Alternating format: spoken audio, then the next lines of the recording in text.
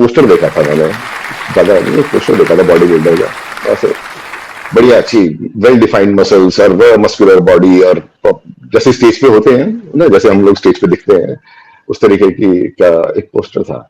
और I don't know why, क्यों मुझे वो इतना अच्छा लगा, या पता नहीं, कुछ मेरे दिमाग में उसने एक जगह बना दी।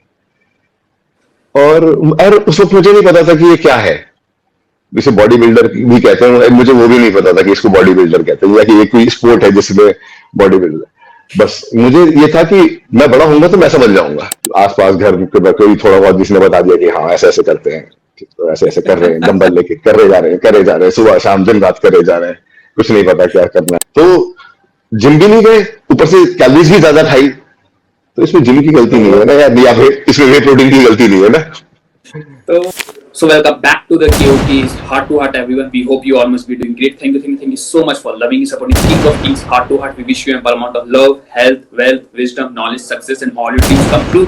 You are a king and you are a queen and wanna be the member of the King of Kings family. Like, share in the groups and subscribe with bell notification. Comment KOK's Heart to Heart so that we can be able to bring more and more informative, inspiring, and heart-touching conversation for you all. And for more details, check the description below. तो हर बार की तरह इस बार भी आपके लिए एक और नया सेशन आ गया है।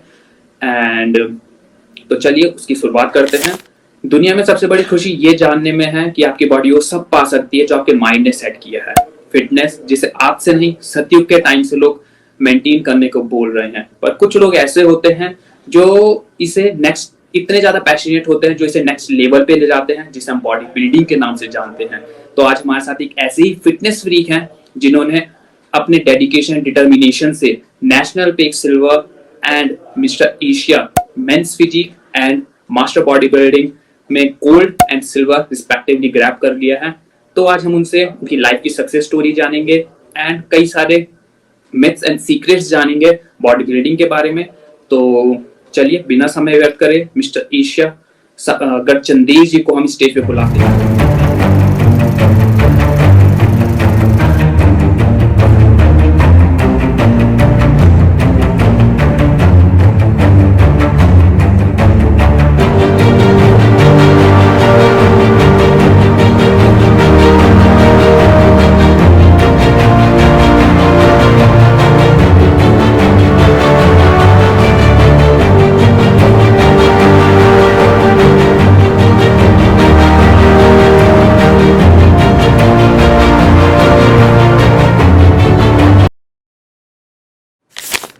सो हाय मिस्टर सागर चंदेश जी, कैसे हैं आप?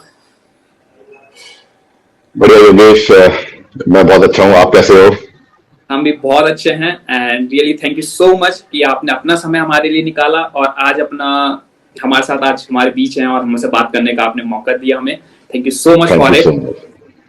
Thank you so much for giving me this platform, and pleasure is also mine. Thank you so much.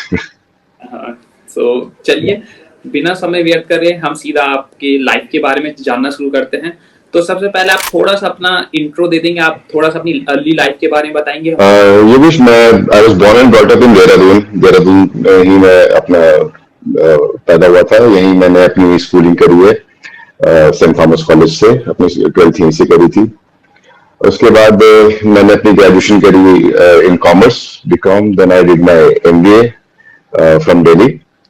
Then after doing my MBA, I did jobs in corporates and private banks for some time. थोड़े दिन वहाँ job करी, but मैं उस job में वो satisfaction नहीं मिल रहा था जो मिलना चाहिए। लग रही रहा था कि ऐसा कुछ की ना लाइफ में कुछ वर्थवाइल कर रहा हूँ, कुछ जीवन में कुछ अच्छा सकारात्मक कर रहा हूँ, ऐसा लग नहीं रहा था। और सबसे बड़ी बात थी कि कॉर्पोरेट लाइफस्टाइल में रहते हुए अपने लिए फिटनेस के लिए टाइम निकालना बड़ा मुश्किल हो रहा था। तो काफी कोशिश करी मैंने कि टाइम निकाल पाऊं, पर नहीं हो पाया। तो इवेंचुअली मैंने जॉब ही छोड़ दी कॉर्पोरेट से। I was working in that time, 2009 की बात है ये, I was working in axis bank that time. तो मजा नहीं आ रहा था, अपने आप पे ध्यान नहीं दे पा रहा था। हालांकि I was married by that time, मेरी एक बेटी भी हो गई थी, तो लेकिन मजा नहीं आ रहा था, तो मैंने जॉब वहां से छोड़ दी। फिर जॉब छोड़ के I got into teaching, but became assistant professor in MBA colleges Noida. वहां पे कुछ टाइम, लगभग 5-6 साल पढ़ाया टीचिंग कैरियर। बट अगेन मन में एक सपना था जो शायद पता नहीं, मुझे याद भी नहीं कब देखा होगा, मैंने बचपन में कभी देखा था कि बॉडी बिल्डर बनना है। अब और हमारी इंडियन सोसाइटी तो आपको पता ही है, स्पोर्ट्स, और जिस जनरेशन से मैं बिलोंग करता हूँ उस वक्त तो ये था कि भाई खेल कूद कुछ नहीं होता, खेलना वेलना नहीं है, यही टाइम बर्बाद करना है, पढ़ाई करो पढ़ाई करो पढ़ाई करो। ठीक है, हालांकि पढ़ाई में भी ठीक ठाक ही थे, मैं तो ये नहीं कहूंगा कि बहुत बढ़िया थे, बट ठीक थे। तो वो जो मन में जो सपना था वो कहीं ना कहीं दबा हुआ था, वो पूरा नहीं हो पाया था उस वक्त। घर वालों ने, पेरेंट्स ने परमिशन नहीं दी। ठीक है, थोड़ा बॉडी बिल्डिंग जो है वो एक एक्सपेंसिव स्पोर्ट है, थोड़ा खर्चा भी ज्यादा चाहिए होता है, तो घर वालों के साथ इतना पॉसिबल नहीं था। फिर इवेंचुअली धीरे धीरे जब लगने लगा कि यार ऐसे तो लाइफ जो है गलत ट्रैक पे जा रही है, कुछ जीवन में कुछ कर नहीं पाऊंगा, ऐसे तो वर्थवाइल जॉब करते ही रह जाऊंगा। तो फिर मैंने इवेंचुअली डिसाइड किया और टीचिंग की जॉब भी मैंने छोड़ दी, और फिर मैंने अपनी तैयारी शुरू की। ये बात है 2016 की। मैंने अपनी बॉडी बिल्डिंग की जो प्रिपरेशन शुरू करी, दैट टाइम मेरी एज थी लगभग 34-35 की एज में मैंने बॉडी बिल्डिंग की प्रिपरेशन शुरू करी। जिम उससे पहले भी जाता था, जिम जाना, एक्सरसाइज करना, फिट रहना, वो एक हमेशा से पैशन रहा है, वो कभी भी कोशिश कर रही है जितना से ज्यादा कर पाऊँ करा। बट प्रोफेशनली घुसने का इसमें मैंने सोचा 2014-15 के आसपास मैंने सोचा, पर वो डिसाइड करते करते बिग डिसीजंस, आप फैमिली भी सपोर्ट करनी है, सबका देखना है। तो 2016 में मैंने तैयारी शुरू करी एट द एज ऑफ 35। और 2017 में मैंने अपना पहला कॉन्टेस्ट खेला स्टेज पर जब मैं चढ़ा। That time my age was 36। तो पहला कॉन्टेस्ट में अपने जो मैंने खेला एट द एज ऑफ 36, जबकि मेरे साथ में जो जितने भी पार्टिसिपेंट्स थे और जो कॉम्पिटिटर्स थे वो all in their early 20s, 21-22-23 साल के नौजवान उनके साथ मैंने कॉम्पीट किया। पहले कॉन्टेस्ट में मेरी प्लेसिंग आई थी 7th, मिस्टर उत्तराखंड जो था। तो थोड़ी निराशा भी हुई, बट लेकिन सोचा कि नहीं, इतना आसान होता तो फिर बात ही क्या थी, अभी इसमें और मेहनत चाहिए। तो तब से फिर 2017 से लेके कंटिन्यूस में प्रिपरेशन में ही था, मैं तैयारी करता रहा, खेलता रहा, कॉन्टेस्ट में पार्टिसिपेट करता रहा। उत्तराखंड, फिर उसके नेक्स्ट ईयर में उत्तराखंड जीता, फिर 2019 में दोबारा उत्तराखंड जीता, फिर ऐसे ही आगे और fit body power, fit factor nationals 2020 में सिल्वर प्लेस आई मेरी। फिर बीच में लॉकडाउन आ गया तो थोड़ी तैयारी इधर उधर हो गई। फिर लेकिन लॉकडाउन के दौरान भी मैंने वर्कआउट करना नहीं छोड़ा, मैंने अपने घर में ही जो है कुछ देसी इंतजाम करके डंबल्स वगैरह, वेट्स वगैरह, सीमेंट, प्रोटीन के डब्बों में सीमेंट भर के मैंने उसमें डंबल वगैरह बनाए उनके, और कुछ बैंड वगैरह होते थे मेरे पास घर पे। तो पहले वाले लॉकडाउन में मैं घर पे ही कोशिश करता रहा कि वर्कआउट में करता रहा, वर्कआउट नहीं छोड़ू, मैं छूटा भी नहीं, करता रहा। हालांकि जैसा प्रोफेशनल तरीके से जो तैयारी होती है वो तो नहीं हो पाती थी, बट लेकिन चलता रहा, वर्कआउट में करता रहा। फिर 2021 में जब लॉकडाउन खुला, फिर उसका दोबारा तैयारी करता ही रहा, मैं रेगुलर ही से ही करता रहा मैं। तो 2021 में मैं दिसंबर में मिस्टर एशिया चैंपियनशिप था UIBBF का, तो उसमें मैंने पार्टिसिपेट किया in masters category men's physique, there I got gold. और फिर उसके बाद और भी बीच में काफी सारे कॉन्टेस्ट मैंने छोटे बड़े खेलता रहा, कुछ जीते, किसी में फर्स्ट प्लेस आई, किसी में सेकंड प्लेस आई, किसी में third place I. Life is all about that only, आप कोशिश करते रहते हो। तो बस चल रहे हैं। फिर फिलहाल लास्ट ईयर 2022 में मैंने अपना जिम खोला। उसके बाद से थोड़ा सा भी मैं अपने जिम के काम में थोड़ा बिजी चल रहा हूँ, तो अभी थोड़ा सा इसलिए कॉम्पीट नहीं कर रहा हूँ, ब्रेक लिया हुआ है। तो मोर और less that is about me. Yes, तो काफी अच्छी लगी आपकी स्टोरी जान के, एंड सबसे बड़ी बात है, हम एक चीज जानना चाहेंगे, वाई बॉडी बिल्डिंग? आप देखेंगे सोसाइटी में कई सारे कॉम्पिटिटिव एग्जाम्स हैं, लोग यूपीएससी का सपना देखते हैं, भाई आईएएस बनेंगे, आईपीएस बनेंगे, एक पावर होगी, या फिर अपना बिजनेस सेटअप करेंगे। क्यों आपने बॉडी बिल्डिंग ही क्यों चुनी? योगेश, ये इसका जवाब देना काफी मुश्किल है मेरे लिए, क्योंकि शायद कहीं ना कहीं ये मेरे जहन में बहुत शायद जब मैं पैदा हुआ तभी से ही था शायद, कि बहुत छोटा सा था मैं, मुझे याद भी नहीं मेरी उम्र इस वक्त क्या रही होगी। तो मैंने एक that time I am talking about that era जब केबल टीवी भी नहीं हुआ करता था, मोबाइल फोन तो बहुत दूर की बात है, सिर्फ दूरदर्शन हुआ करता था, उसमें भी हार्डली कुछ देखने को मिलता था। और जो मेरा हमारा जो एंटरटेनमेंट का साधन था वो दूरदर्शन ही था, और कुछ था नहीं, या न्यूज पेपर्स। तो कहीं पे मैंने कहीं एक जगह पर एक पोस्टर देखा था, मैंने कुछ ज्यादा नहीं, एक पोस्टर देखा था बॉडी बिल्डर का, ऐसे बढ़िया अच्छी वेल डिफाइंड मसल्स और वो मस्कुलर बॉडी, और जैसे स्टेज पे होते हैं ना, जैसे हम लोग स्टेज पे दिखते हैं, उस तरीके की इसका एक पोस्टर था। और आई डोंट नो व्हाई, क्यों मुझे वो इतना अच्छा लगा, या पता नहीं, कुछ मेरे दिमाग में उसने एक जगह बना ली। और उस वक्त मुझे नहीं पता था कि ये क्या है, जिसे बॉडी बिल्डर भी कहते हैं, मुझे वो भी नहीं पता था कि इसको बॉडी बिल्डर कहते हैं, या कि ये कोई स्पोर्ट है जिसमें बॉडी बिल्डर। बस मुझे ये था कि मैं बड़ा होऊंगा तो मैं ऐसा बन जाऊंगा, क्यों मुझे बड़ा होकर ऐसा बनना है, वो एक लालसा थी मन में शायद। तो बस वही था। तो जैसे थोड़ा उम्र बड़ी, खेलकूद में हमेशा से ही रुचि रही है, खेलना, भागना दौड़ना खेलना। अब देहरादून जैसी जगह में कोई रहे और वो पहाड़ों में ना घूमे इधर उधर, तो पॉसिबल नहीं है, हमारा बचपन ही यहीं गुजरा है।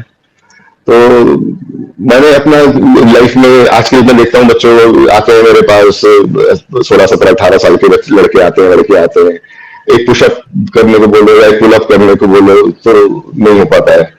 और मुझे याद भी नहीं है कि मैंने अपने जीवन में पहला पुशअप या पहला पुलअप कब किया था, आई डोंट इवन रिमेम्बर। तो उतना मतलब है कि मतलब फिटनेस का जो कीड़ा है कह लो आप, वो इतना टाइम से अंदर है, तो चल ही रहा है। और शायद 11-12 साल की उम्र में तो मैं अपने घर पे स्पोर्ट्स की दुकान में लोहे वाले डंबल मिलते थे पहले, हरे हरे ग्रीन कलर के। तो मैं कुछ वो मम्मी से पीछे पड़ के, मैंने मम्मी पॉकेट मनी नहीं चाहिए, आप मुझे डंबल दिलवा दीजिए। तो वो डंबल लेके आ गया मैं, 11-12 साल की शायद उम्र रही होगी मेरी। एक्सरसाइज भी नहीं करनी आती थी, पता नहीं था तब, यूट्यूब नहीं हुआ करता था, कुछ नहीं हुआ करता था। वो आसपास घर के कोई थोड़ा बहुत जिसने बता दिया कि हाँ ऐसे ऐसे करते हैं, तो ऐसे ऐसे कर रहे हैं, डंबल लेके करे जा रहे हैं, सुबह शाम दिन बात करे जा रहे हैं। कुछ नहीं पता क्या करना है, कैसे करना है, क्या खाना है, ये भी नहीं पता है कि वही प्रोटीन खाने से बॉडी बनती है, या कुछ भी नहीं पता। बस मन में एक था, एक जहन में एक पिक्चर बनी हुई थी कि यार ऐसा बनना है। अब वो कैसे बनना है, क्या करना है, उस वक्त कुछ नहीं पता था। तो बस, लेकिन लाइफ अपने आप प्रोग्रेस करती रहती है, प्रोग्रेस होती रही। हाँ, प्रोग्रेस करती रही, हम पढ़ाई करते रहे, आगे बढ़ गए, ग्रेजुएशन कर ली, जिम जाना लेकिन नहीं छूटा। फिर ग्रेजुएशन तक आते आते तो प्रॉपर जिम ही ज्वाइन कर लिया था मैंने, और जिम जाना शुरू कर दिया था। यहाँ देहरादून में बहुत पुराना एक जिम है, पावर पैक एक्सट्रीम करके। तो वो आप मेरा पहला जिम समझ लीजिए, वहां से जहाँ से मैंने सही तरीके से एक्सरसाइज करनी है, कैसे करनी है। वहां पे हमारे जो थे, जो जिनका जिम था, संजय भैया, संजय सैगल भैया है, अभी भी उनसे मुलाकात होती है कभी कभी।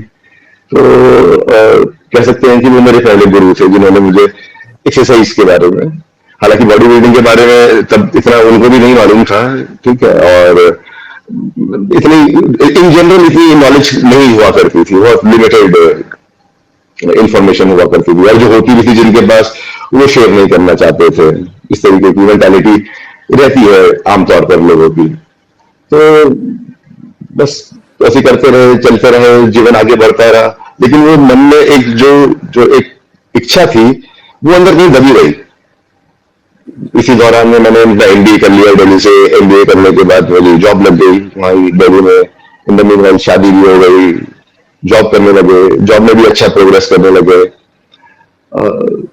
सब ठीक है, सब चल रहा है, सब बढ़िया चल रहा है, सब कुछ अच्छा हो रहा है। जो है बेटी भी हो गई, लाइफ इन जनरल बढ़िया चल रही थी, ऐसी कोई दिक्कत वाली कोई परेशानी नहीं है। बट मन के अंदर एक वो सेटिस्फैक्शन नहीं आ रहा था, मतलब कमी सी फील हो रही है लाइफ में ना। कुछ भी कर रहे हैं, कहीं भी जा रहे हैं, दोस्तों के संग घूम रहे हैं, है ना, एंजॉय कर रहे हैं, पार्टी कर रहे हैं, या घर वालों के संग कहीं जा रहे हैं, घूम रहे हैं, लेकिन मन में एक कमी सी महसूस होती रहेगी हमेशा कि यार कुछ कमी है, कुछ कमी है, कुछ कमी है, समझ में नहीं आ रहा है क्या है। तो बड़ा समय लगा मुझे उसको समझने में, but then eventually I realise कि मेरी my calling was somewhere else, जगह गलत जगह अपना समय वेस्ट कर रहा था। तो फिर जब से इसमें आया हूँ तब से फिर आप मतलब एक बॉडी तो बिल्डिंग को चॉइस हाँ कर एक तो हाँ फिर धीरे धीरे करते करते फिर इसी को अपना प्रोफेशन भी बना लिया। तो आज अच्छा। इसी से ही घर चल रहा है मेरा। तो और सही बात है, जिसको इंसान जिस फील्ड में अच्छा हो उसे को उसी में जाना चाहिए, जहाँ उसका मन लगे वहां जाना चाहिए। तो जैसे आपने बताया कि आप, एक होता है कि बॉडी बिल्डिंग फील्ड में कई सारे लोगों की मतलब पढ़ाई रह जाती है, लेकिन आपने मास्टर्स और पीएचडी भी आपने सही से कर रही है, असिस्टेंट प्रोफेसर बन गए आप। हाँ, तो इस पीएचडी दौरान आपने अपनी में इनरोल कर लिया था मैंने। अपनी स्टडी को कैसे मैनेज किया आपने, ये सब कुछ कैसे बैलेंस करके रखा? क्योंकि आजकल के बच्चों के लिए ये सबसे बड़ी दिक्कत होती है कि भाई पढ़ाई को मैनेज करनी है, जिम को भी मैनेज करना है। कुछ लोग जिम छोड़ देते हैं पढ़ाई के चक्कर में, और कुछ पढ़ाई छोड़ देते ये हैं जिम के चक्कर में। नहीं नहीं, देखिए ये मिसकंसेप्शन वाली बातें हैं, ऐसा नहीं है। आप मैनेज करके चलिए, कोई मुश्किल काम नहीं है। आपको जिम कितनी देर के लिए करना है? 1 घंटा आने जाने का आप समय निकाल दीजिए। अपने आजकल तो दिन आसपास इतने सारे जिम है, आपको कहीं बहुत ज्यादा दूर, हमें तो बहुत दूर दूर जाना पड़ता था, पर अब तो वैसे भी सिचुएशन नहीं है, आपके घर से हर नुक्कड़ में आजकल एक जिम होता है। तो आने जाने का समय 15 मिनट जाने का, 15 मिनट आने का लगा लीजिए। 24 घंटे में से अगर 1.5 घंटे आप अगर अपने आप को दे रहे हैं, वो भी अपनी फिटनेस पे, ठीक है, तो इसको मैनेज करना कोई बहुत मुश्किल काम नहीं है। और ये सिर्फ एक मैं कह सकता हूँ कि आप तो समझ लीजिए एक्सक्यूज है अपने समय को अच्छे से ना मैनेज करने का, कि नहीं हमें पढ़ाई करनी है, हमें एग्जाम आ रहे हैं और हम जो है जिम नहीं जा सकते। मेरे संग ऐसा कभी नहीं था, चाहे एग्जाम हो चाहे कुछ हो, मैं जिम जाता था, मैं टाइम निकाल के। उससे एक तो there is a scientific reason. आप जब हम एक्सरसाइज करते हैं, हमारी बॉडी से डोपामाइन रिलीज होते हैं, ऑक्सीटोसिन रिलीज होते हैं, ठीक है, ये हैप्पी हार्मोन्स, ये हमारे मूड एलिवेट करते हैं, ये हमें अलर्ट करते हैं, ठीक है, हमारा अच्छा फील कराते हैं। तो आप 1 घंटे की एक्सरसाइज करने के बाद जब आप वापस जाके आप पढ़ेंगे तो आप ज्यादा अलर्ट फील करेंगे, you feel more alert, you feel more alive, ठीक है। तो 4 घंटे 5 घंटे से आप लगातार पढ़ रहे हैं, ठीक है, उसके बाद ऐसे ही आपकी प्रोडक्टिविटी कम होनी शुरू हो जाती है। आप किताब लेके बैठेंगे 1 घंटा, उसमें से एक्चुअली जो आपकी जो प्रोडक्टिविटी निकल के आएगी वो 10 मिनट की निकल के आएगी। तो इससे अच्छा है कि आप 50 मिनट वहां बैठे बैठे वेस्ट कर रहे हैं ना, उससे अच्छा है कि आप बंद करिए, जाके थोड़ा एक्सरसाइज जाइए, करके आ थोड़ा एक्सरसाइज करिए, थोड़ा सा ब्लड सर्कुलेशन होगा चारों तरफ, दिमाग में भी थोड़ा ब्लड जाएगा, ठीक है, तो दिमाग ज्यादा अच्छे तरीके से काम करेगा। तो कहने वाली बात होती है, ऐसा कभी कोई कोई परेशानी। और आप देखिए 1.5 घंटा 24 घंटे में से 10% भी नहीं है पूरे दिन का, ठीक है। अगर आप 10% निकाल रहे हैं सिर्फ अपनी फिटनेस के लिए, तो कोई मेरे हिसाब से कोई इतना समय तो बच्चे आजकल की डेट में किताबों के पन्ने पलटने में वेस्ट कर देते हैं। तो ये जैसा आपने हमें बताया एक अपनी बॉडी बिल्डिंग एंड कि बच्चा किस तरीके से अपनी पढ़ाई को भी इसमें मैनेज कर सकता है, उसे ज्यादा टाइम नहीं लगेगा। तो लेकिन ये तो था बच्चों के बारे में, लेकिन आपकी लाइफ में जो आपने जब आज अपनी सफलता पा ली है, तो इस आपने क्या चैलेंजेस, मेन चैलेंजेस आपने फेस करे थे अपनी लाइफ में? आपको क्या इंजरीज हुई थी, ये पेरेंट्स का कितना सपोर्ट था, एजुकेशन, इन सब में आपने किस तरीके से इन सबको टैकल किया और इस टारगेट को अचीव किया आपने? जी, मैंने जब तक बाय द टाइम मैंने अपनी प्रोफेशनल बॉडी बिल्डिंग जब शुरू करी, तब तक मैं इंडिपेंडेंट हो चुका था। 35 साल मेरी उम्र थी, ठीक है, तो मैं अपने डिसीजन खुद लेने के कैपेबल था। तो हाँ, हालांकि पेरेंट्स ने कभी सपोर्ट नहीं किया, पेरेंट्स ने सपोर्ट किया होता तो शायद पहले कर लेता ये काम। मैंने अपना आज से लगभग 20-21 साल पहले मैंने अपने फादर को कहा था कि यहाँ पे मेरे को जिम खुलवा दीजिए, क्या एमबीए करेंगे, बेकार की चीज है, हमें मन नहीं है करने का, तो एक जिम खुलवा दीजिए यहाँ पे, देख लेंगे फिर उसमें, और जितना जब वहां पे उस वक्त मेरी एमबीए की जो फीस थी उतने में जिम खुल जाता है यहाँ पे अच्छा खासा ठीक ठाक। तो बट नहीं माने, नहीं एमबीए करो, मैंने कहा ठीक है कर लेते हैं, कर लिया। तो चैलेंजेस यस, पेरेंट्स की तरफ से तो कभी भी कोई सपोर्ट मिला ही नहीं, ठीक है। वो तो बाकी उसके अलावा मेन जब ये करना शुरू किया तो आप सबसे बड़ा जो मेरे पास जो चैलेंज फेस किया वो फाइनेंशियल चैलेंज मैंने फेस किया, क्योंकि अभी तक मैं जॉब कर रहा था, वहां से मेरी एक फिक्स्ड इनकम आ रही थी, उसको छोड़ के एक नए प्रोफेशन में घुसना जिसमें कि अभी आप स्टैब्लिश नहीं हो, ठीक है, अभी आपका कोई लोग जानते नहीं आपको इस फील्ड में, वहां से आपको अपना नाम बनाना है, फिर करना है, तो उसमें काफी समय लगा। तो तब तक मैं इन द मीनवाइल अपना घर चलाने के लिए और अपने आप की बॉडी बिल्डिंग को सपोर्ट करने के लिए, मेरी वाइफ भी जॉब करती थी, ठीक है, मैं जॉब नहीं करता था, जॉब मेरे को छोड़नी पड़ी क्योंकि फुल टाइम जॉब करने के साथ प्रोफेशनल बॉडी बिल्डिंग नहीं कर सकता। उससे पहले जिम जाता था वो फिटनेस के लिए जिम जाना, मैनेज करना अपनी लाइफस्टाइल, अपनी जॉब या अपनी पढ़ाई के साथ फिटनेस के लिए जिम जाना मैनेज करना कोई मुश्किल काम नहीं है, जो कि मैं सबको समझा रहा हूँ। हाँ, प्रोफेशनल बॉडी बिल्डिंग अगर आप करते हैं तो प्रोफेशनल बॉडी बिल्डिंग के लिए हाँ आपको काफी ज्यादा आपको अपने आप पे समय देना होता है, आपको रेस्ट चाहिए होता है, आपको डाइट इस तरीके की चाहिए होती है कि आप हर जगह जाके खा नहीं सकते हैं, तो वो दिक्कतें तो आती हैं।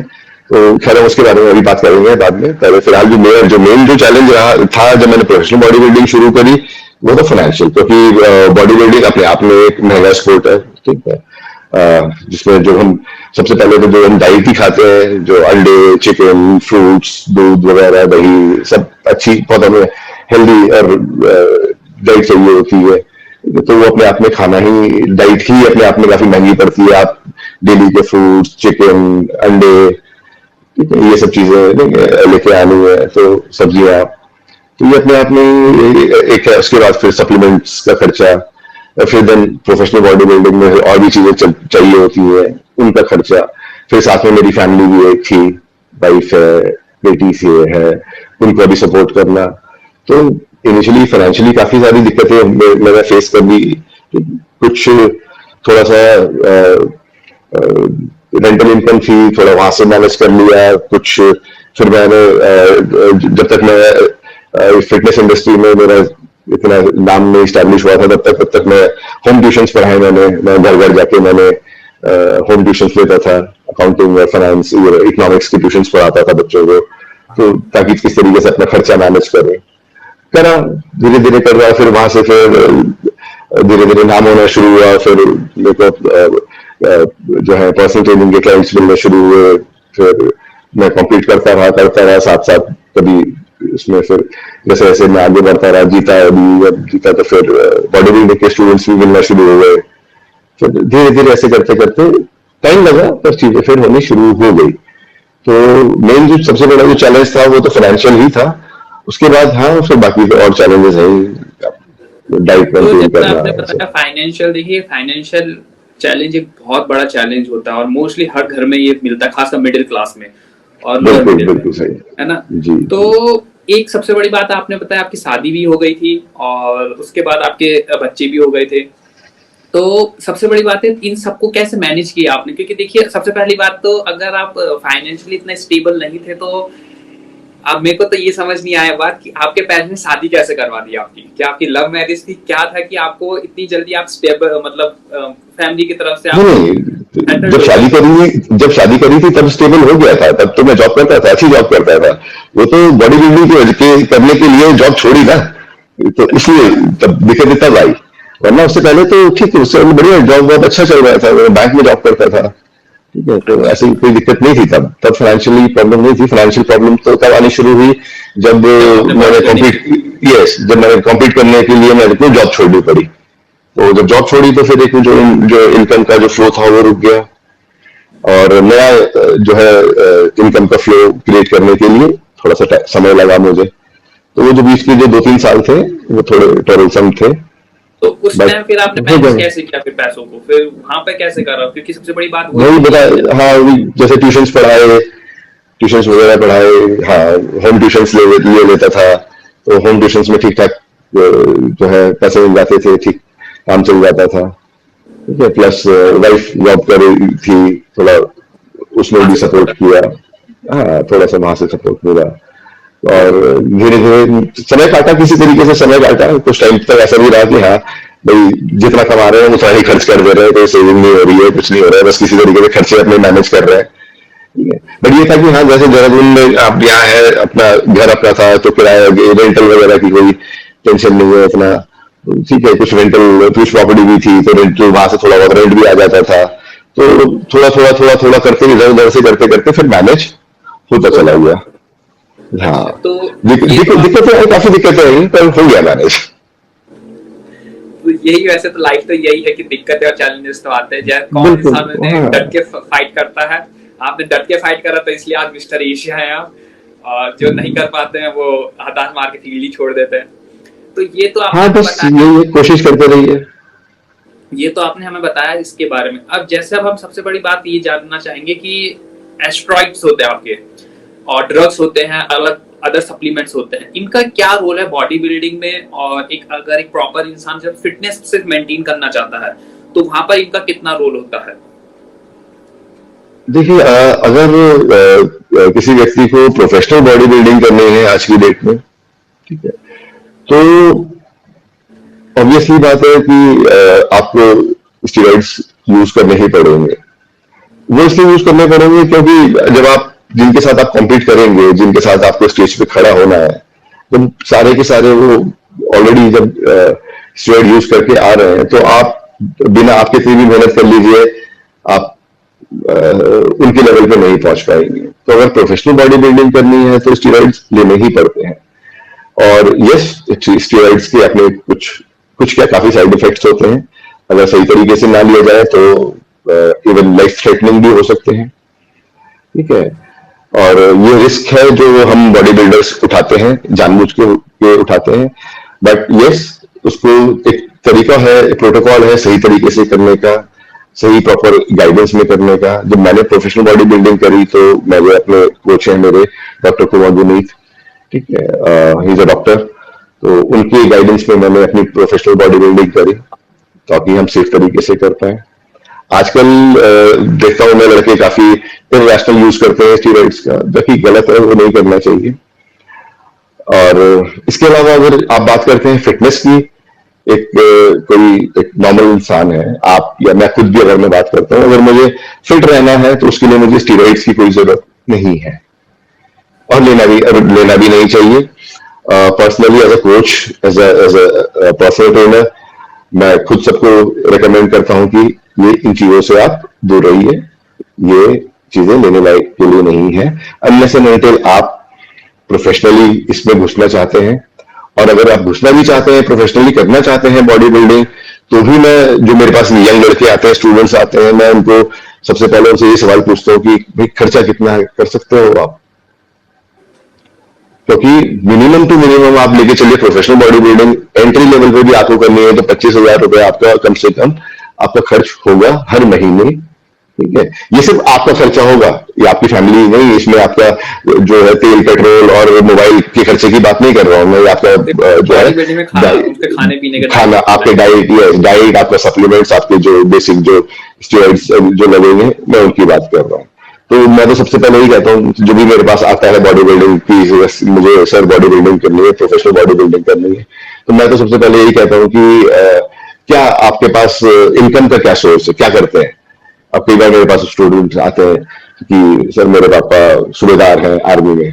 मैं कहता हूँ बेटा मेहनत करो, पढ़ाई लिखाई करो, कुछ अच्छा करो, खेल कूदो, खेल में कूद में कुछ नाम बढ़ाओ, अपना कुछ करो, है ना, किसी और तरीके का स्पोर्ट खेल लो, एथलेटिक्स में चले जाओ, हॉकी खेल लो, फुटबॉल खेल लो। क्रिकेट तो खैर बहुत एक्सपेंसिव हो चुका है खुद में आज की डेट में।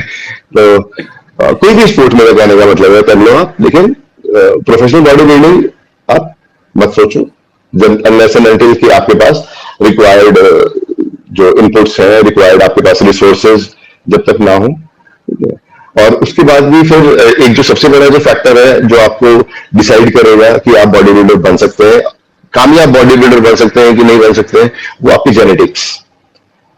ठीक है, आपके जेनेटिक्स अगर आपको अलाउ नहीं करते हैं तो आप कभी भी बॉडी बिल्डर नहीं बन सकते। जैसे मैं अपनी बात करूं तो मेरी बॉडी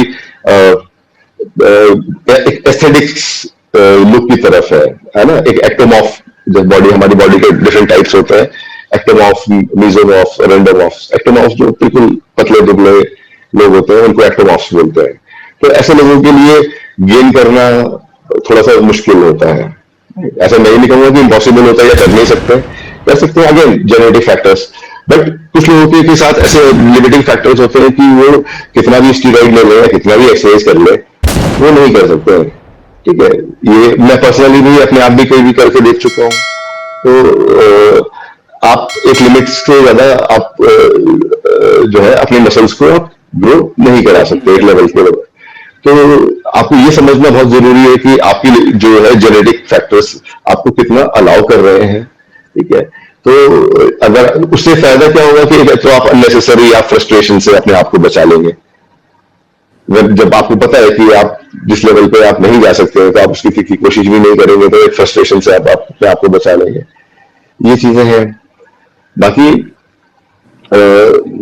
जैसे मैंने पहले भी कहा, एक जनरल फिटनेस के लिए कोई जनरल कोई है, कोई व्यक्ति है जो कि बैंक में जॉब करता है, या कोई टीचर है, या आर्मी में है, या डॉक्टर है, या इंजीनियर है, ठीक है, तो और उसको फिट रहना है, तो उसके लिए उसको ऐसा ना ही बहुत स्टीरॉइड्स की बिल्कुल ही जरूरत नहीं है। वो तो एब्सोल्युटली आउट ऑफ क्वेश्चन ही है। ठीक है, और मैं अगर सप्लीमेंट्स की भी बात करें तो बहुत ज्यादा सप्लीमेंट्स की जरूरत नहीं है। बेसिक सप्लीमेंट्स जैसे कि वे प्रोटीन और बेसिक हमारे विटामिन। ठीक है, वे प्रोटीन एक बहुत बेसिक सप्लीमेंट है जो कि आप छोटे बच्चों के आपको दूध में देखेंगे तो उसमें भी वे प्रोटीन होता है। ठीक है, तो एक बेसिक सी चीज है वो हमारे, वो भी इसलिए दिया जाता है क्योंकि हमारे इंडियन डाइट जो है वो बहुत ज्यादा प्रोटीन रिच नहीं है। अब जैसे दाल, हम जो वेजिटेरियन अगर आप हो, आप अगर अंडे भी नहीं खाते, तो मेन सोर्स जो हमारे हाउस होल्ड में जो प्रोटीन का जो मेन सोर्सेज रहता है वो दाल ही बचता है, दाल या दूध। ठीक है, तो दाल में आप देखिए कितना 100 ग्राम दाल बनती है तो उसे पूरा घर खा लेता है खाना। ठीक है, तो उसमें क्या ही तो प्रोटीन की रिक्वायरमेंट पूरी होगी। तो ये चीजें थोड़ी सी रहती है, बट अदरवाइज जनरल फिटनेस के लिए आपको और कोई बहुत ज्यादा सप्लीमेंट्स की जरूरत नहीं होती है। आप अच्छी एक्सरसाइज करिए, अच्छी डाइट लीजिए, हेल्दी डाइट लीजिए जिसमें कि प्रोटीन सफिशिएंट मात्रा में हो, फाइबर्स अच्छी मात्रा में हो, हेल्दी फैट्स हो, राइट। तो और आप अच्छी एक्सरसाइज करिए, अच्छी नींद लीजिए, और बढ़िया आपका शरीर बढ़िया अपने ऑप्टिमल लेवल पे काम करेगा। और यही हमारा गोल होना चाहिए कि जो हमारा बॉडी है, ये हमारी जो शरीर है, this is also machinery, so it should work at the optimal level, कि जो हमारा जो एफिशिएंसी का जो मैक्स लेवल है उस पर हम काम कर सकते हैं। और उसके लिए हमें कोई स्टेरॉइड लेने की जरूरत नहीं है, या हमें बहुत वेट उठाने की जरूरत नहीं है। नॉर्मल एक्सरसाइज करनी है, नॉर्मल हमने अपने कार्डियोवास्कुलर सिस्टम को अपने सही रखना है, बॉडी की फ्लेक्सिबिलिटी पे ध्यान रखना है, बॉडी की स्ट्रेंथ पे ध्यान रखना है। बेसिक चीजें हैं कि आप फिटनेस के लिए आप और इससे ज्यादा कुछ बहुत ज्यादा करने की जरूरत नहीं है। 1 घंटा आप एक्सरसाइज करिए, अच्छी डाइट लीजिए, that is more than enough. तो ये जैसा आपने बताया, हमें इस एस्ट्रॉइड जो होंगे, हमारे स्ट्रॉइड्स जो होंगे, इनको मोस्टली बॉडी बिल्डिंग वाले ही प्रेफर करें, वो ज्यादा बेटर है। पर लेट्स कंसीडर कि अगर हम सिर्फ कॉमन पीपल की तरफ आ जाते हैं, फ्लॉक की तरफ आ जाते हैं अपने, तो इनको क्या लेना चाहिए? सिर्फ वे प्रोटीन से इनका काम बन जाएगा, या फिर और भी थोड़े बहुत सप्लीमेंट्स लेने चाहिए? और अगर लेने चाहिए तो क्या लेने चाहिए? और एक सबसे बड़ी मिथ ये भी है हमारी कि बॉडी बिल्डिंग में ये सप्लीमेंट्स कब इंसान लेना शुरू कर सकता है, कौन सी एज पे लेना शुरू कर सकता है? क्या वो 16-17 साल की एज पे शुरू कर सकता है, या फिर उसे 20-25 साल की एज पे लेना शुरू करना चाहिए? आप सप्लीमेंट्स की अगर हम बात कर रहे हैं योगेश, तो सप्लीमेंट्स तो जैसे मैंने आपको कहा, सप्लीमेंट तो बच्चे के, छोटे बच्चे के दूध में भी ये प्रोटीन है। तो सप्लीमेंट का क्या काम, मतलब क्या है? सप्लीमेंट का मतलब ये कि वो एक आपकी जो मेन जो डाइट है उसको सप्लीमेंट कर रहा है, उसको हेल्प कर रहा है, एड ऑन क्या है। तो वो आपकी डाइट नहीं है, वो आपकी डाइट का सप्लीमेंट है। जो डाइट से जो पार्ट आपका प्रोटीन का पूरा नहीं हो पा रहा है, फॉर एग्जांपल मैं आपको एग्जांपल देता हूं, जैसे कि कोई भी व्यक्ति है, अगर वो नॉर्मल अगर एक्सरसाइज कर रहे हैं, बहुत बॉडी बिल्डिंग के पर्पस में नहीं कर रहे हैं, एक डिसेंटली जो है फिट हेल्दी लाइफस्टाइल है, ठीक है, एक्टिविटी लेवल बहुत हाई भी नहीं है लेकिन लो भी नहीं है, अच्छी ही है। एक आप जो है 40-45 मिनट वेट ट्रेनिंग करते हैं, आधा घंटा कार्डियो करते हैं डेली का, ठीक है, और अच्छे तो आपका जो प्रोटीन रिक्वायरमेंट है वो एटलीस्ट आपको अपनी बॉडी का 1.5 ग्राम्स पर केजी 1.5 ग्राम्स प्रोटीन आपको लेना चाहिए, जो कि आइडियल है। फॉर एग्जाम्पल कोई बंदा अगर 70 किलो का है, 70 केजी का कोई व्यक्ति है, तो 70 इंटू 1.5 105 105, तो 105 ग्राम्स प्रोटीन आपको डेली कंज्यूम करना है टू बिल्ड मसल। नहीं, ऐसे आपका मसल भी बिल्ड होगी, ऐसा नहीं है कि मसल बिल्ड नहीं होगी, मसल भी बिल्ड होगी, स्ट्रेंथ भी आएगी, ठीक है। इतना ये आपका हेल्दी लेवल है प्रोटीन का, इतना आपको रखना चाहिए। तो नॉर्मल जैसे अब हम बात करते हैं, तो नॉर्मल हमारी डाइट से, और हमारा काफी आजकल की डेट में हमारा शेड्यूल भी काफी जो है बिजी हो चुका है, तो लोग आजकल भागा दौड़ी में ज्यादा रहते हैं, तो हमारी डाइट में, नॉर्मल डाइट में हमारा प्रोटीन इतना पूरा कई बार नहीं हो पाता है। तो उस प्रोटीन की कमी को पूरा करने के लिए वे प्रोटीन हम लोग सजेस्ट करते हैं, और उसके लिए शुरू करने के लिए कोई एज की जरूरत नहीं है, या कोई टाइम पीरियड की जरूरत नहीं है कि आप जिम आप जा रहे हैं। अगर आप जिम नहीं भी जाते हैं, ठीक है, और नॉर्मल वॉक करते हैं, तो भी आपको इतना प्रोटीन आपको लेना चाहिए। प्रोटीन अगर की कमी की वजह से क्या होता है कि जैसे जैसे हमारी एज बढ़ती है, तो हमारी मसल वेस्टिंग शुरू हो जाती है, मसल स्ट्रेंथ हमारी कॉम्प्रोमाइज होने लग जाती है। तो उसको रोकने के लिए, भले ही आप चाहे वेट लिफ्टिंग नहीं भी कर रहे हैं, लेकिन आपकी जो मसल स्ट्रेंथ जो डिक्रीज हो रही है, उसको रोकने के लिए, ठीक है, अपनी जॉइंट हेल्थ को सही रखने के लिए एक मिनिमम अमाउंट ऑफ प्रोटीन हमें चाहिए होता है। तो वो पूरा नहीं हो पाता है, तो हम इसलिए जो है वे प्रोटीन सजेस्ट करते हैं। इसके अलावा और भी बहुत सप्लीमेंट्स हैं, वो डिपेंड करेगा पर्सन टू पर्सन, किसी की क्या रिक्वायरमेंट है, ठीक है। या फॉर एग्जांपल डेफिशिएंसी भी हो अगर किसी को, जैसे विटामिन सी है या विटामिन डी है, जो कि एसेंशियल सप्लीमेंट्स होते हैं, जिनको जो हम यूजुअली रेकमेंड करते हैं लोगों को। तो वो भी हम तब करते हैं, विटामिन डी हम रेकमेंड तब करते हैं किसी का जब हम टेस्ट कराने को बोलते हैं, कोई आता है कि यार हमारे जॉइंट में पेन हो रहा है ना, तो विटामिन डी का टेस्ट कराते हैं, टेस्ट कराने को बोलते हैं। टेस्ट में अगर वो कम आता है, तो उनको हम रेकमेंड करते हैं कि आप विटामिन D3 जो का है सप्लीमेंट वो ले लीजिए।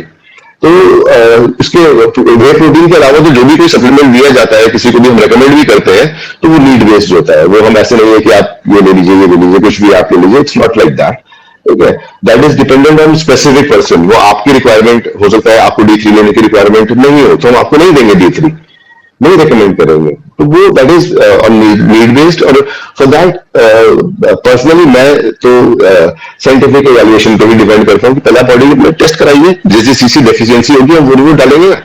जिस चीज की डेफिशिएंसी नहीं है, vitamin B12 B6 vitamin C vitamin D3, ठीक है, प्रोटीन, अगर डेफिशिएंसी होगी तो डालेंगे, नहीं तो नहीं डालेंगे। तो सिंपल सी ये रहता है। और एक बात ये भी कही जाती है, अगर जैसे वे प्रोटीन नहीं लेना चाहिए हमें, क्योंकि अगर हम उसे छोड़ते हैं, बॉडी बिल्डिंग जैसे कोई इंसान करना छोड़ देता है, तो इंसान मोटा हो जाता है। तो ये कितनी बात सत्य है कि ये सही में इम्प्लीमेंट करता है? क्या इसका मतलब पीछे का रीजन है, कुछ बताएंगे आप? नहीं, ये बिल्कुल उसका सिंपल सा रीजन है। देखिए, ये जब आप जिम जा रहे हैं, ठीक है, और आप जब जिम नहीं जा रहे हैं, तो अब पहले सिंपल से आप बेसिक समझिए, वेट गेन और वेट लॉस होता कैसे है, ठीक है। जब हम कुछ भी खाने की चीज हम खाते हैं, व्हाटएवर वी ईट, ठीक है, that is converted into calories, ठीक है। वो कैलोरीज हमारी बॉडी में स्टोर हो जाती है एनर्जी के लिए, ठीक है। हम अभी जैसे मैं भी आप खाना नहीं खा रहे हो, मैं खाना नहीं खा रहा हूं, पर हमारी बॉडी तो एनर्जी यूज कर रही है ना। हमारा ब्रेन एनर्जी यूज कर रहा है, हमारी बॉडी एनर्जी यूज कर रही है, हमारा रेस्पिरेटरी सिस्टम जो है वो एनर्जी यूज कर रहा है। वो एनर्जी कहां से आ रही है? वो हमारी एनर्जी आ रही है, वो हमारी बॉडी में कैलोरीज स्टोर्ड है in the form of fat, वो वहां से आती है। तो हम कुछ भी खाते हैं तो वो कैलोरीज में कन्वर्ट हो जाता है, ठीक है। वो कैलोरीज जितनी हमें रिक्वायरमेंट है हमारे शरीर को, फॉर एग्जांपल आपका एक्टिविटी लेवल जो है पर डे के हिसाब से आप 2000 कैलोरीज पर डे आप बर्न करते हो, फॉर एग्जांपल, ठीक है। उसको अगेन कैलकुलेट करने का बहुत एग्जैक्ट कोई तरीका नहीं होता है, एक रफ एक मेजर एस्टिमेट होता है कि हाँ, आप लगभग 2000 कैलोरीज आप बर्न करते हो पर डे, ठीक है। अब आप ये सोचिए, अगर आप रोज 2500 कैलोरीज खाएंगे, 2500 कैलोरीज कंज्यूम करेंगे, और 2000 कैलोरीज आप बर्न कर रहे हैं, तो बची हुई जो 500 कैलोरीज है वो कहाँ जाएगी? फैट में चले जाएंगे हमारी। वो फैट में कन्वर्ट हो जाएगी। ठीक है। एंड जब ये सिलसिला लंबे समय तक चलता रहेगा, ऑन अ डेली बेसिस चलता रहेगा, वो 500 कैलोरीज आज ऐड हुए, कल ऐड हुए, कल परसों ऐड हुए, होती रहेंगी होती रहेंगी होती रहेंगी, and eventually make you fat, right. और on the other hand fat loss या वेट लूज कैसे होता है? आपकी डेली रिक्वायरमेंट है कैलोरीज की 2000 कैलोरीज, पर आप खा रहे हो 1500 कैलोरीज पर डे या 1800 कैलोरीज पर डे। तो वो बचा हुआ जो जो डिफरेंस है, जो डेफिसिट है, वो 200 कैलोरीज या 500 कैलोरीज वो कहां से आएगा? जो हमारी बॉडी में फैट स्टोर्ड है, हमारी बॉडी उस फैट को कन्वर्ट करेगी एनर्जी में यूज करने के लिए, तो वहां से वो हमारा फैट होना शुरू हो जाएगा। अगर आप 2000 कैलोरीज रिक्वायरमेंट है आपकी बॉडी की और आप एग्जैक्ट 2000 ही खाएंगे, तो आपका वेट ना बढ़ेगा ना घटेगा, तो आप सेम मेंटेन करके रखेंगे, राइट। तो अब होता क्या है, जो बोलते हैं कि मैंने जिम छोड़ा तो मेरा फैट बढ़ गया। क्यों भाई? जिस टाइम आप वर्कआउट कर रहे थे उस वक्त आप कैलोरीज खा रहे थे 3000 calories per day for example, ठीक है, और बर्न भी 3000 कैलोरीज कर रहे थे फॉर एग्जांपल, ठीक है। तो आपका ना वेट बढ़ रहा था ना घट रहा था। अब आपने जिम जाना छोड़ दिया, सीधा सीधा 500 या 600 कैलोरीज जो आप वहां पे दिन का वैल्यू बर्न कर रहे थे वो बर्न होना बंद हो गया, ठीक है। तो अब आपका कैलोरी एक्सपेंडिचर कितना हो गया? 2400, 2500 या 2000 में भी फॉर एग्जाम्पल, है ना। कोई जिम जा रहे थे तो कोई चलना फिरना भी होता था, ऊपर नीचे भी चलते थे, सीढ़ियों से ऊपर आए, ये भी हुआ, तो 200-400 कैलोरी उधर भी बर्न हो गई। तो कुल मिला के क्योंकि एक्टिव लाइफ स्टाइल था, अब वो नहीं हुआ। लेकिन कैलोरीज उतनी खा रहे हो आप अभी भी 3000 कैलोरीज, तो वो जो एड ऑन हो रहा है वो कहाँ जाएगा? उसमें जिम की गलती ही नहीं है, गलती आपकी है कि जब आपने एक्टिविटी लेवल आपने अपना डिक्रीज किया तो आपको अपना कैलोरी लेवल भी तो डिक्रीज करना है उसी हिसाब से। लोग वो करते नहीं है। इनफैक्ट इसका ऑपोजिट होता है, जब जिम जाते हैं तो अच्छा खाना खाते हैं, कम कैलोरीज खा रहे होते हैं। जब जिम नहीं जा रहे, अरे छोड़ यार आज पार्टी, आज बियर भी पी लेते हैं, अब बियर पिए तो अच्छा यार बटर चिकन भी खा लेते हैं, तो जिम भी नहीं गए, ऊपर से कैलोरीज भी ज्यादा खाई। तो इसमें जिम की गलती नहीं है ना, या फिर इसमें वे प्रोटीन की गलती नहीं है ना। तो वो मतलब वो इंसान की खुद की गलती है, वो अपनी फिटनेस टाइमिंग ड्यूरेशन कम कर देता है और कैलोरीज ज्यादा इंटेक कर देता है। यस बिल्कुल, अपनी एक्टिविटी लेवल तो कम कर दिया है ना। अब सिंपल ऐसे समझिए ना भाई, अब आपकी मोटरसाइकिल में है, आप मोटरसाइकिल चलेगी तो तेल खर्च होगा, नहीं चलेगी तो तेल कैसे खर्च होगा? सही बात है ना। तो बस वो तेल खर्च करने वाली बात है। अब आपने जो है तेल डाले जा रहे हो टंकी में और चला रहे हो नहीं मोटरसाइकिल, तो तेल ओवरफ्लो करेगा ना बाहर। सही बात है। तो वही बात है। तो इसलिए इसमें गलती ना ही तो जिम की होती है, ना ही वे प्रोटीन की होती है, इसमें गलती इंसान की होती है। ये आज आपने हमारा भी एक बहुत बड़ी मिथ हमारे माइंड से भी क्लियर करी है कि ये गलती जो होती है इंसान की खुद की होती है, वे प्रोटीन की कोई गलती नहीं। जैसे मैंने निवेश पहले भी कहा, देखिए अपने दिन में से आपको चाहे आप कुछ भी कर रहे हो, आप चाहे आईएएस हो, चाहे पीएससी हो, चाहे प्रधानमंत्री हो, ठीक है। हमारे प्रधानमंत्री है, ठीक है, दिन के 4 घंटे सोते हैं, फिर योगा करने का वो समय निकालते हैं ना डेली, ठीक है। तो ये आपके ऊपर है, आपको इस शरीर में हमें रहना है आने वाले 20, 25, 30 पता नहीं कितने साल, आई डोंट नो, ठीक है। तो इसका आप ध्यान रखेंगे तो आप अच्छे तरीके से इस जीवन का आनंद ले पाएंगे। आप ये सोचिए ना, आप बेसिक डे टू डे अगर की बॉडी के फंक्शन नहीं कर पाएंगे एक एज के बाद, जो अभी आपको उतना शायद रियलाइजेशन नहीं होगा क्योंकि अभी आप यंग हो। मैं देखता हूँ लोगों को, मेरे पास आते हैं 50 साल की उम्र में, चला उठा नहीं जा, कुर्सी में नीचे बैठ नहीं सकते, बैठ गए तो ऊपर उठ नहीं सकते, ठीक है, झुक के कोई सामान उठा नहीं सकते हैं क्योंकि कमर में दर्द हो रहा है, अपने पोते पोती बच्चे को गोद में नहीं उठा सकते हैं। तो आप लाइफ एंजॉय नहीं कर पा रहे हैं ना, क्यों? अपनी गलतियों की वजह से शरीर को हमने खराब कर दिया है, उसको हमने जो करना चाहिए, तो उस वजह से हम बेसिक जो है लाइफ की जो बेसिक जो चीजें हैं, हम वो बॉडी के फंक्शन है वो नहीं कर पाते हैं, लाइफ को एंजॉय नहीं कर पाते हैं। तो ये तो बहुत बेसिक चीजें हैं, तो करना चाहिए इंसान को, बस थोड़ा समय अपने लिए बिल्कुल निकालते रहना चाहिए। तो ये तो आपने हमें इस चीज के बारे में बताया, इंसान को अपना समय कैसे अपने लिए समय निकालना चाहिए, अपनी फिटनेस को कैसे मेंटेन करनी चाहिए, और गलतियां इंसान से ही होती हैं तो उन्हें अपनी सुधारें भी कैसे, ये भी आपने थोड़ा हमें बताया। तो अब सबसे बड़ी बात है, हम इस चीज के बारे में जानना चाहेंगे कि जैसे आपके टाइम पे भी एक टाइम पे कोविड आया था और उसने इम्पैक्ट सबकी लाइफ पे किया था, तो बॉडी बिल्डिंग फिटनेस आपकी लाइफ में उसने क्या इम्पैक्ट करके दिया?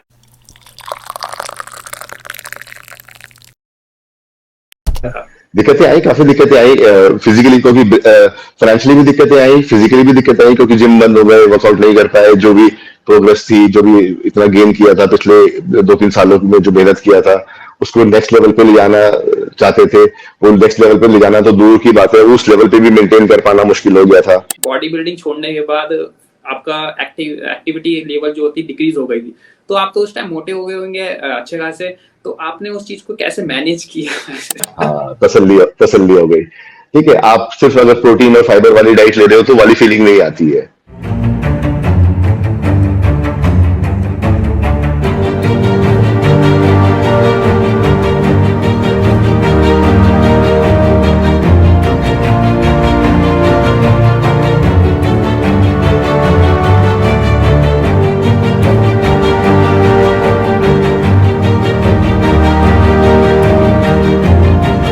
कोविड आया था और उसने इम्पैक्ट सबकी लाइफ पे किया था, तो बॉडी बिल्डिंग फिटनेस आपकी लाइफ में उसने क्या इम्पैक्ट करके दिया था?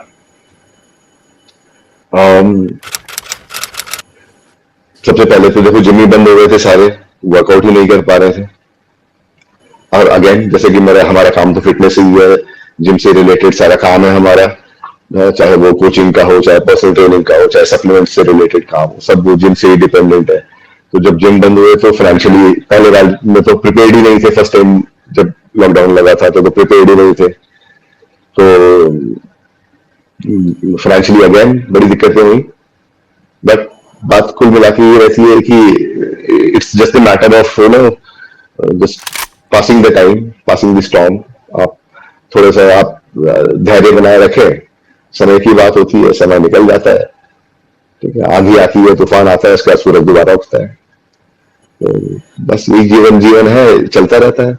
दिक्कतें आई, काफी दिक्कतें आई, फिजिकली को भी, फाइनेंशियली भी दिक्कतें आई, फिजिकली भी दिक्कतें आई, क्योंकि जिम बंद हो गए, वर्कआउट नहीं कर पाए। जो भी प्रोग्रेस थी, जो भी इतना गेन किया था पिछले 2-3 सालों में, जो मेहनत किया था, उसको नेक्स्ट लेवल पे ले जाना चाहते थे। वो नेक्स्ट लेवल पे ले जाना तो दूर की बात है, उस लेवल पे भी मेंटेन कर पाना मुश्किल हो गया था, क्योंकि इक्विपमेंट नहीं थे, उस तरीके से डाइट नहीं हो पाती थी। ठीक है, फिर दूसरा, फिर आप मेंटली भी जब आप इतना when you are not at ease mentally, it takes a toll on your body, उसका भी फर्क रहता है। स्ट्रेस फैक्टर चल रहा है बॉडी, क्योंकि जब पहली बार जब लॉकडाउन लगा था तो बहुत ही ज्यादा अनसर्टेन थी सारी चीजें, कब खुलेगा, क्या होगा, कुछ नहीं पता, कैसे होगा। जो जब तक by the time second lockdown आया तो पीपल वर प्रिपेयर्ड, लोगों को आदत थी, पता था। बस ये बहुत थैंकफुली ये रहा कि हाँ, फर्स्ट वाले लॉकडाउन में बीमार नहीं पड़ा, मुझे कुछ हुआ नहीं। That was the grace of the God कि वहां से उस तरीके से बचाया। तो मैं तो यही सोचता हूँ कि हाँ, जहाँ पे देखिए बहुत सारे लोग जो है नहीं सर्वाइव कर पाए पहले कोविड की दूसरे वाली कोविड को भी, काफी लोग।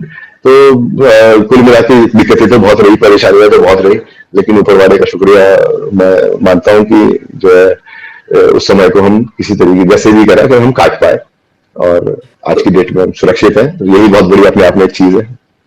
तो ये आपने उस टाइम फिर बॉडी बिल्डिंग कितना करते थे, कितना उसे टाइम दिया करते थे? अब जैसे आप बता रहे थे हमें अभी कि बॉडी बिल्डिंग छोड़ने के बाद आपका एक्टिविटी लेवल जो होती डिक्रीज हो गई थी, तो आप तो उस टाइम मोटे हो गए होंगे अच्छे खासे, तो आपने उस चीज को कैसे मैनेज किया? नहीं, मैं मोटा कभी नहीं होता हूँ। मैं मोटा शायद महादेव का आशीर्वाद है मुझ पर, और वो शायद इसलिए भी क्योंकि लॉकडाउन में भी मैं क्या करता था, शाम को जैसे ही थोड़ा सा धूप कम होती थी, 5:30-6 बजे करीब, मैं अपने छत पे, जैसे मैंने बताया आपको, मैंने छत पे इंतजाम करे हुए थे। कुछ मैं इधर कहीं से मैंने थोड़े डंबल्स वगैरह अरेंज कर लिए, थोड़े रॉड्स वेट्स वगैरह अरेंज कर ली थी खुद घर में। बेंच बना लिया, घर में बेंच पड़ा है, कुछ उसका जुगाड़ करके कुछ बेंच बना लिया, कुछ रेजिस्टेंस बैंड्स थे, कुछ exercises.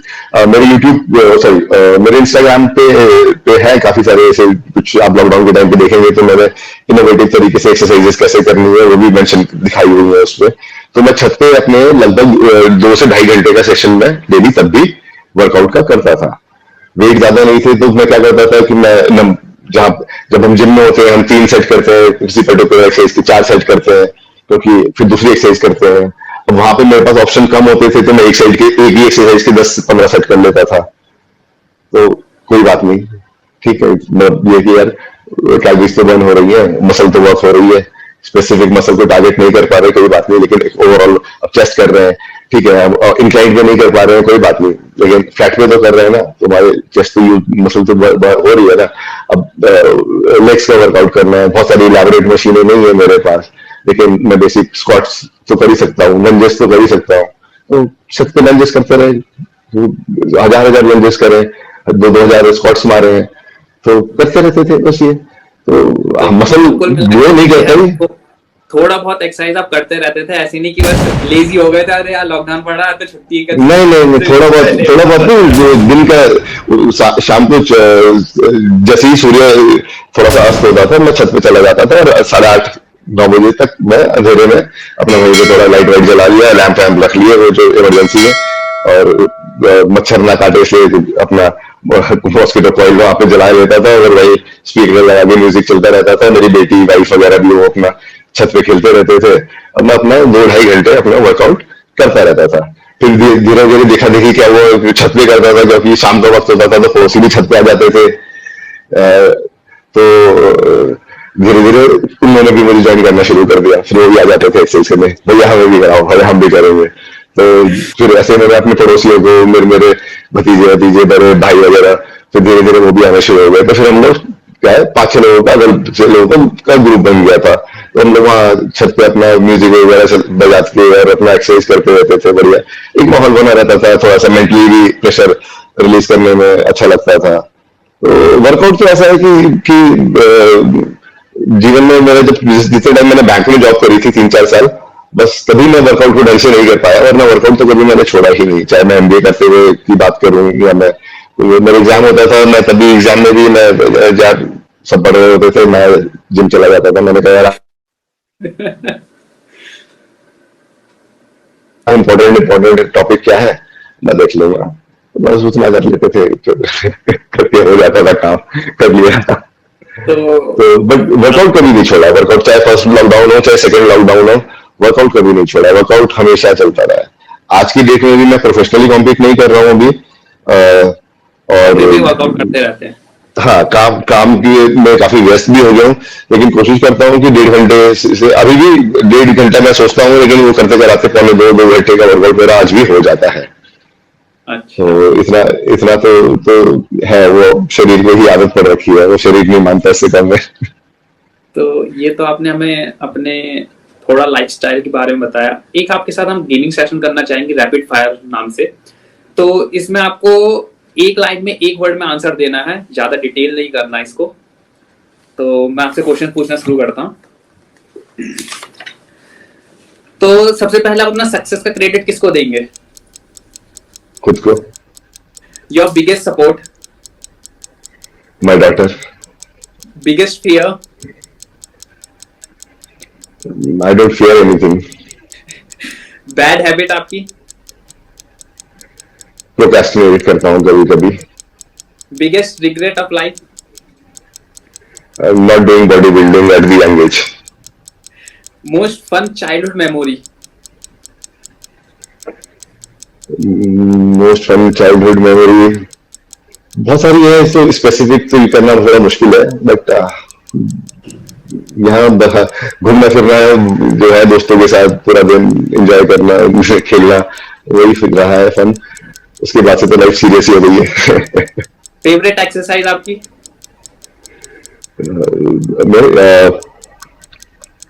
Bench press. Favourite body building pose? Front double biceps. अगर कोई यहाँ पर हो बैठे बैठे हो सकती है तो हमें दिखा दीजिए वैसे।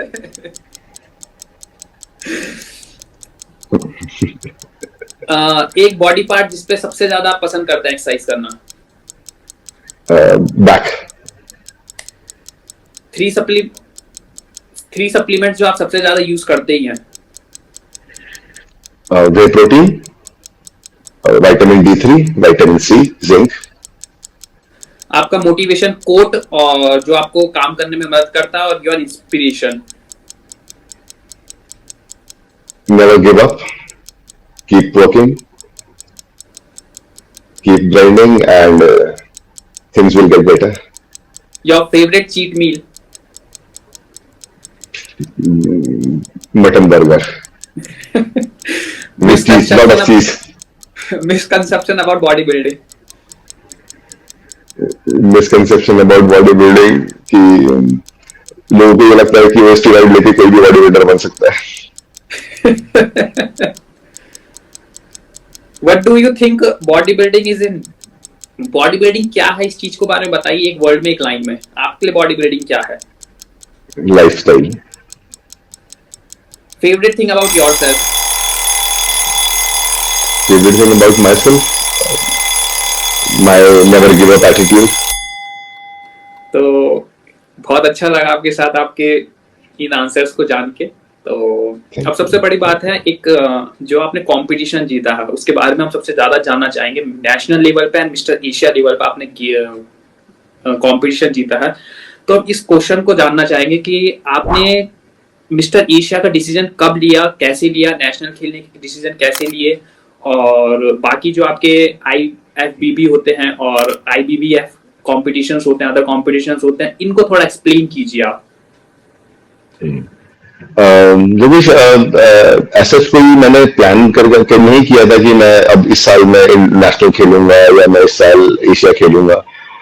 मैं बस खेलता चला गया. पहले उत्तराखंड खेला, उसमें प्लेस नहीं आई. फिर उत्तराखंड दोबारा खेला, उसमें प्लेस आई. फिर प्लेस नहीं आई. उसके बाद नेशनल खेला, पहली बार नेशनल में प्लेस नहीं आई. दूसरी बार खेला, उसमें प्लेस आई. फिर ऐसे ही आगे बढ़ते चले गए, कॉन्टेस्ट खेलते चले गए.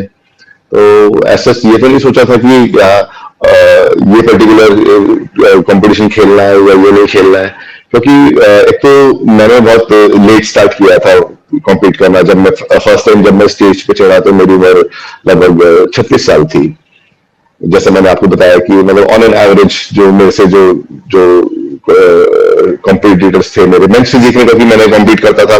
मैंने कभी मेन स्ट्रीम जो बॉडी बिल्डिंग होती है उसमें नहीं कॉम्पीट करता हूँ. मैं मेंस फिजिक में कॉम्पीट करता हूँ, क्योंकि मेरी बॉडी के जो प्रोपोर्शंस हैं वो एस्थेटिक्स की तरफ फेवर करते हैं. मैं बहुत ह्यूज या बल्कि बॉडी बिल्डर्स आपने देखा होगा, आप मेरी प्रोफाइल भी आप चेक करोगे तो वैसा नहीं है. It's more like aesthetics, narrow waist, ठीक है, ब्रॉड शोल्डर्स, लीन बॉडी, अच्छी well defined muscles, not very big but well defined good looking muscles. तो वो उस तरीके से हमेशा मेरे एस्थेटिक्स उस तरीके से रहे. तो मैं मेंस फिजिक में कॉम्पीट करता था. मेंस फिजिक में जो मैं कॉम्पीट करता था तो मेरे साथ जो और जो कॉम्पिटिटर्स होते थे, अमूमन उनकी एज होती थी 22, 23, 24, 25 साल एट द मोस्ट. तो मैं उस वक्त जब फर्स्ट टाइम जब मैंने कॉम्पीट किया तो आई वाज 36. अभी मेरी एज 41 है. राइट. तो इस तरीके से तो मेरे को क्या था कि सबसे बड़ी जो मेरे पास चैलेंज था बाकियों के कंपैरिजन में, कि मेरे पास समय ज्यादा नहीं था. I was already 36. तो ये 36 तो एज है जिसमें बाय द टाइम सारे बॉडी बिल्डर आके रिटायर कर जाते हैं. ठीक है. जो लड़का जो ऑब्वियसली जो हाँ, जब आप खुद ही सोचिए, जो अगर अब मैंने भी अगर यही उम्र 24-25 साल की उम्र में मैंने कम्पीट करना शुरू किया होता तो शायद मैं भी 36-37 साल 38 साल तक की उम्र तक आता तो मैं भी रिटायर कर जाता. और मैंने तो जो रिटायरमेंट की जिस उम्र से लोग रिटायर होते हैं, मैंने तो उस टाइम कम्पीट करना शुरू किया. तो I always had this in my mind कि मेरे को था कि यार बहुत ज्यादा समय नहीं है. ठीक है. और इन द मीनवाइल मेरे को अपना बिजनेस भी सेटअप करना था. मेरे को ये भी था कि और दोनों काम एक साथ करना बड़ा मुश्किल हो जाता है, क्योंकि फिजिकली और मेंटली बहुत चैलेंजिंग हो जाता है कि आप बिजनेस में भी आप इतना फोकस करो और साथ में आप प्रोफेशनल बॉडी बिल्डिंग में भी आप इतना फोकस कर रहे हो, तो वो काफी चैलेंजिंग हो जाता है. तो इसलिए पहले मैंने डिसाइड किया कि एज धीरे धीरे एज तो बढ़ी रही है, समय तो बीत ही रहा है, तो मैंने डिसाइड किया कि पहले मैं कॉम्पीट करूंगा आने वाले 5 साल तक. ठीक है. उसके बाद फिर मैं अपने बिजनेस पे फोकस करूंगा, बिजनेस भी करने के लिए. और वही मैंने किया. तो जिस वक्त मैं तैयारी कर रहा था या जिस वक्त मैं कॉम्पीट कर रहा था, उस वक्त मैं ये नहीं सोचता था कि मैं अभी तैयारी कुछ टाइम करूंगा फिर मैं ब्रेक लूंगा. नहीं. और मैं जब तैयारी करी तो फिर मैं करता ही चला गया. और मैंने 4-5 साल तक मैंने तैयारी बंद ही नहीं करी. मैंने डाइट भी नहीं रोकी अपनी, मैं चलता ही डाइट ही चलती रही. तो उस में क्या था कि मैं always I was always most of the times मैं कंपटीशन के लिए हमेशा रेडी ही होता था. मतलब मुझे 1 महीना 4 से 6 हफ्ते लगते थे, जो लास्ट में हम आके फाइन ट्यूनिंग करते हैं कंडीशनिंग की अपने. तो वो कंडीशनिंग लेके आने के लिए मुझे 4 से 6 हफ्ते लगते थे. तो आई वाज ऑलवेज रेडी. तो मेरे को जब लगता था कि कोई भी कंपटीशन की डेट अनाउंस हुई, यार ये भाई 4 हफ्ते बाद या 6 हफ्ते बाद ये कंपटीशन है और मुझे लगता था कि मुझे खेलना है, तो मैं अपने गुरुजी से बात करता था कि अब गुरुजी खेलना ही है, तो हम लोग मिलकर स्ट्रैटेजी डिसाइड करते थे और 4 हफ्ते में यार स्टेज पे पहुंच गए थे यार अपने। तो ये तो तो आपने हमें अपनी बॉडी बिल्डिंग के बारे में बताया, लेकिन थोड़ा सा हम इसको आप डिफाइन करेंगे कि बॉडी बिल्डिंग की लाइन में जब आप गए तो कौन से कंपटीशन एक इंसान को फाइट करने पड़ते हैं, जैसे और आपने जो फाइट किया है कंपटीशन IBFF में और IBFF, इनमें क्या क्या डिफरेंस होता है, आप इनके बारे में थोड़ा सा एक्सप्लेन कीजिए। बिल्कुल। एक्चुअली अभी तो क्या है कि इंडिया में बहुत सारी नई फेडरेशंस भी आ गई हैं और प्राइवेट शोज भी होने लगे हैं। प्राइवेट शोज जैसे कि फॉर एग्जांपल मैं अपने नाम से भी शो करा सकता हूँ, ठीक है। और आजकल ये जो प्राइवेट शोज हो रहे हैं ये अच्छी प्राइज मनी देते हैं। पहले हमारे टाइम पे इतनी प्राइज मनी वगैरह अच्छी नहीं मिलती थी। तो ये जो प्राइवेट शोज होते हैं ये तो ओपन होता है, ये कोई भी खेल सकता है। किसी भी आपको अपनी तैयारी करनी, आप भी तैयारी करके आपको लगता है कि आप स्टेज पे अपनी बॉडी शोकेस करने लायक हो गए तो आप भी कम्पीट कर सकते हो। उसमें कोई एंट्री का कोई क्राइटेरिया नहीं रहता है, ठीक है। उससे पहले की अगर मैं बात करता हूं तो हमारे इंडिया में एक ही फेडरेशन हुआ करती थी, that is IBBF, Indian body builders federation, which is was recognized by the government of India। तो यहाँ पे नेशनल पे अगर आपने मेडल आपके पास है नेशनल पे तो सरकारी जॉब मिलने की भी जो है इजी हो जाता था उस वक्त पे। तो उसमें IBBF के कंपटीशन खेलने का तो सेट तरीका होता था। वो पहले आप स्टेट लेवल पे आप खेलेंगे, ठीक है। जैसे मैंने उत्तराखंड खेला, उत्तराखंड आप खेलने के बाद आप जीतेंगे तो स्टेट की जो फेडरेशन है, हर स्टेट की अपनी अपनी फेडरेशन IBBF है। IBBF के बाद फिर हर, जैसे हमारी उत्तराखंड की फेडरेशन अलग है, ऐसे ही महाराष्ट्र की और राजस्थान की और उत्तर प्रदेश की, सब अलग अलग स्टेट की फेडरेशन है। सब अपने स्टेट लेवल पे हर कोई अपना कॉम्पिटिशन कराता है, ठीक है। तो जैसे उत्तराखंड में मैंने खेला, उत्तराखंड जीता। उसके बाद फिर आप क्वालिफाई, जब आप स्टेट पे आप प्लेस आ जाती है आपकी, तो आप क्वालिफाई कर लेते हो नेशनल्स खेलने के लिए, ठीक है। तो फिर स्टेट की जो फेडरेशन होती है वो आपका नाम भेजती है, लिस्ट पर प्रिपेयर करके आपका नाम भेजती है, तब आप नेशनल्स खेलने जाते हो, ठीक है। तो वो उस तरीके से एक तरीका रहता है। फिर आप नेशनल पे अगर आप फिर नेशनल्स के बाद जो है इनके IBBF के इंटरनेशनल जो शोज होते हैं, मिस्टर एशिया या मिस्टर वर्ल्ड, उसके लिए वो ट्रायल लेते हैं, सिलेक्शन होते हैं उसमें। तो जो सिलेक्शन, उसमें जो सिलेक्ट होता है फिर वो आगे एशिया खेलने के लिए या वर्ल्ड खेलने के लिए जाते हैं। तो इस तरीके से तो ये तो IBBF है। इसके अलावा जो IFBB है, that is international federation for fitness and body building. ये जो है, अगर आपको थोड़ा सा आइडिया हो तो जो लीडर करके हुआ करते थे, फ्लेक्स मैगजीन था, if I am not wrong, yes, mister Olympia जिन्होंने शुरू कराया है था। तो ये फेडरेशन उन्होंने क्रिएट करी थी। तो आज की डेट में ये वर्ल्ड की सबसे बड़ी फेडरेशन है, but it is a private organisation. ये लेकिन क्योंकि इसकी फैन फॉलोइंग बहुत ज्यादा है, बहुत ज्यादा लोग उसको फॉलो करते हैं, तो ये क्या सबसे फेमस आज की डेट में पूरे वर्ल्ड में ये हो गई है। तो इसमें आपको अगर कॉम्पीट करना है तो इसमें पहले जैसे इनके एमेच्योर ओलंपिया शोज होते हैं, जैसे इंडिया में होता है एमेच्योर ओलंपिया इंडिया या और भी किसी कंट्री में। तो अगर आपको ओलंपिया खेलना है तो सबसे पहले आपको इनमें कॉम्पीट करना पड़ेगा। जैसे यहाँ पे एमेच्योर ओलंपिया होता है जो शेरू क्लासिक के नाम से कराते हैं यहाँ पे, उसमें आप कॉम्पीट करेंगे तो आप जीतेंगे। उसमें आप body building, men's physique, bikini, बहुत सारे कैटेगरीज है, क्लासिक फिजिक। तो उसमें अगर आप जीतते हैं तो आपको प्रो कार्ड मिल जाता है। प्रो कार्ड मिलने का मतलब है कि अब ये जो IFBB है, अब सॉरी IFBB, यस, तो ये आपका जो प्रो शोज कराती है, आप उस प्रो शोज में कॉम्पीट कर सकते हो, ठीक है। तो वो प्रो शो में जिसके पास प्रो कार्ड है वो प्रो शो में कॉम्पीट करके करेगा। वो प्रो शो में अगर कॉम्पीट करके वो किसी भी प्रो शो में जीतते हैं तो वो फिर ओलंपिया, जो कि USA लास वेगास में होता है, उसके लिए क्वालिफाई कर लेते हैं, ठीक है। और वो जो ओलंपिया है दैट इज बेसिकली आप कह लो कि वो बॉडी बिल्डिंग का वर्ल्ड कप है। उससे बड़ा कोई कंपटीशन पूरे वर्ल्ड में नहीं होता है in terms of fan following and in terms of prize money, वो सबसे बड़ा, और in terms of body builders also. तो मतलब जो मिस्टर ओलंपिया जो जीतता है, he suppose to be the best body builder of the world. तो जैसे आपने जो कंपटीशन जीता हुआ UBIFF मिस्टर एशिया, तो इसके बारे में कुछ बताएंगे, ये कौन सा कंपटीशन होता है वैसे? ये भी एक फेडरेशन है, ये कनाडा से में एस्टेब्लिश हुई है, ठीक है। और इसके भी ऑल ओवर द वर्ल्ड इनके एफिलिएशंस हैं। ठीक है। इंडिया में भी इनकी एफिलिएशन है, तो इसमें मैंने कंप्लीट किया था 2021 में। इनका जो मिस्टर एशिया हुआ था उसमें कंप्लीट करने का मेरा रीजन ये था क्योंकि मास्टर्स कैटेगरी थी उसमें। बाकी हर जगह पे मास्टर्स कैटेगरी नहीं होती। मास्टर्स कैटेगरी जो भी 40 एंड अबव के एथलीट्स के लिए होती है, जिनकी एज 40 या उससे ऊपर की होती है, उसको मास्टर्स कैटेगरी बोलते हैं। तो मेंस फिजिक में मास्टर्स कैटेगरी बहुत कम जगहों पे होती है, तो उसमें कॉम्पीट करना था मेरे को, तो इसलिए मैंने ये कॉम्पीट किया था। तो जैसे आपने इसमें फाइट किया, अभी रिसेंटली 2022 में जो मिस्टर एशिया जो बने थे वो यतीन्द्र सिंह जी बने थे, तो उनके उसमें मिस्टर एशिया में और जो आपने फाइट किया है, तो इनमें कुछ डिफरेंस आता है, क्या आता है? तो नहीं, फेडरेशन अलग अलग है, दोनों ही प्राइवेट फेडरेशन है। ठीक है, वो आईबीबीएफ है, ये आईएफ, ये यूआईबीबीएफ है। दोनों अलग अलग फेडरेशन है, दोनों प्राइवेट ऑर्गेनाइजेशन है, सॉरी। और बस ये फर्क है कि आईबीबीएफ जो है वो काफी पुरानी है और यूआईबीबीएफ अभी ज्यादा पुरानी नहीं है। रिसेंटली न्यू बनी हुई है। हाँ, अच्छा, अभी तो कुछ समय हुआ है। ठीक है, ठीक है। तो ये तो आपने हमें कॉम्पिटिशन्स के बारे में बताया, कैसे इंसान फाइट कर सकता है अगर वो जाना चाहे। हम अब आपकी प्रिपरेशन फेज जानना चाहेंगे कि आपने कैसे तैयारी करी थी इसमें, और सबसे बड़ी बात है कि आपकी इसमें जो आपको चैलेंजेस और स्ट्रेस आपको हैंडल करने को, कैसे आपने उनको हैंडल किया, मतलब?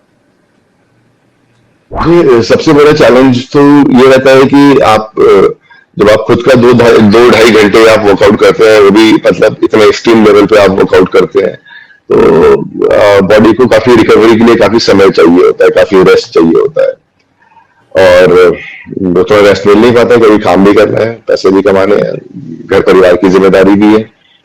तो सबसे बड़ा चैलेंज यही रहता था मेरे को कि प्रॉपर रेस्ट नहीं मिल पाता था। ठीक है, और कॉन्टिन्यूसली एक ही जैसी डाइट। अब क्योंकि मैं तो नॉन वेजिटेरियन था, तो मैं तो मेनली जो मेरी डाइट हुआ करती थी वो chicken rice, broccoli and pineapple. और जब मैं कंपटीशन की तैयारी करते थे तो आप सुबह शाम दिन रात आप चिकन राइस पाइनएप्पल ही खा रहे हैं, तो वो थोड़ा सा हो जाता है। अपने आप को मेंटली प्रिपेयर करना कि नहीं, आपको चीट नहीं करना है आपकी, क्योंकि अब कंपटीशन आपका है, आपके घर वालों का तो है नहीं। आपके घर में तो भाई आपकी वाइफ या आपकी बेटी पिज्जा भी खा रही है, बर्गर भी खा रहे हैं, मिठाई भी खा रहे हैं, है ना, आपके सामने।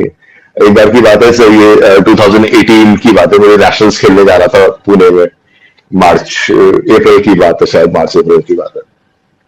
मार्च में मेरी बेटी का बर्थडे होता है, तो घर पे पार्टी थी, सब आ रखे, गेस्ट वगैरह सब आ रखे हैं, सब पार्टी कर रहे हैं। ठीक है, केक खा रहे हैं, सब कोल्ड ड्रिंक पी रहे हैं। ठीक है, इस दिन को शराब पीनी है, शराब भी पी रहे हैं, और मैं पानी का अपना जो जो होता है गैलन जो होता है उसमें BC डबल डाल के बैठा हुआ हूँ और वो पी रहा हूँ। बस वही है। केक भी मैंने मतलब ऐसे ऐसे अपनी बेटी के जो बर्थडे केक था, ऐसे ऐसे करके मैंने केक खाया था। तो अपने आप को उस तरीके से मतलब सेल्फ डिसिप्लिन और सेल्फ कंट्रोल लेके आना वो बड़ा मुश्किल काम होता है। कई बार मन करता है कि छोड़ यार, कर लो यार, खा लेते हैं, ये खा लेते हैं, वो खा लेते हैं। और जब आप रिस्ट्रिक्शन हो ना कि आपको ये नहीं खाना, आपको वो नहीं खाना, तब ज्यादा मन करता है खाने का। तो उस वक्त को अपने आप को रोक के रखना, करना, थोड़ा सा पार्टी नहीं कर सकते आप, अल्कोहल नहीं ले सकते आप, तो वो सारे था, काफी डिफिकल्ट होता है।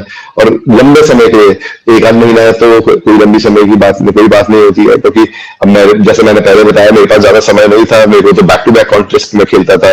एक कॉन्टेस्ट खेल के आया, फिर 2 महीने बाद दोबारा कॉन्टेस्ट खेले। आमतौर पे एक कॉन्टेस्ट के लिए तैयार होने में 3 महीने लगते हैं।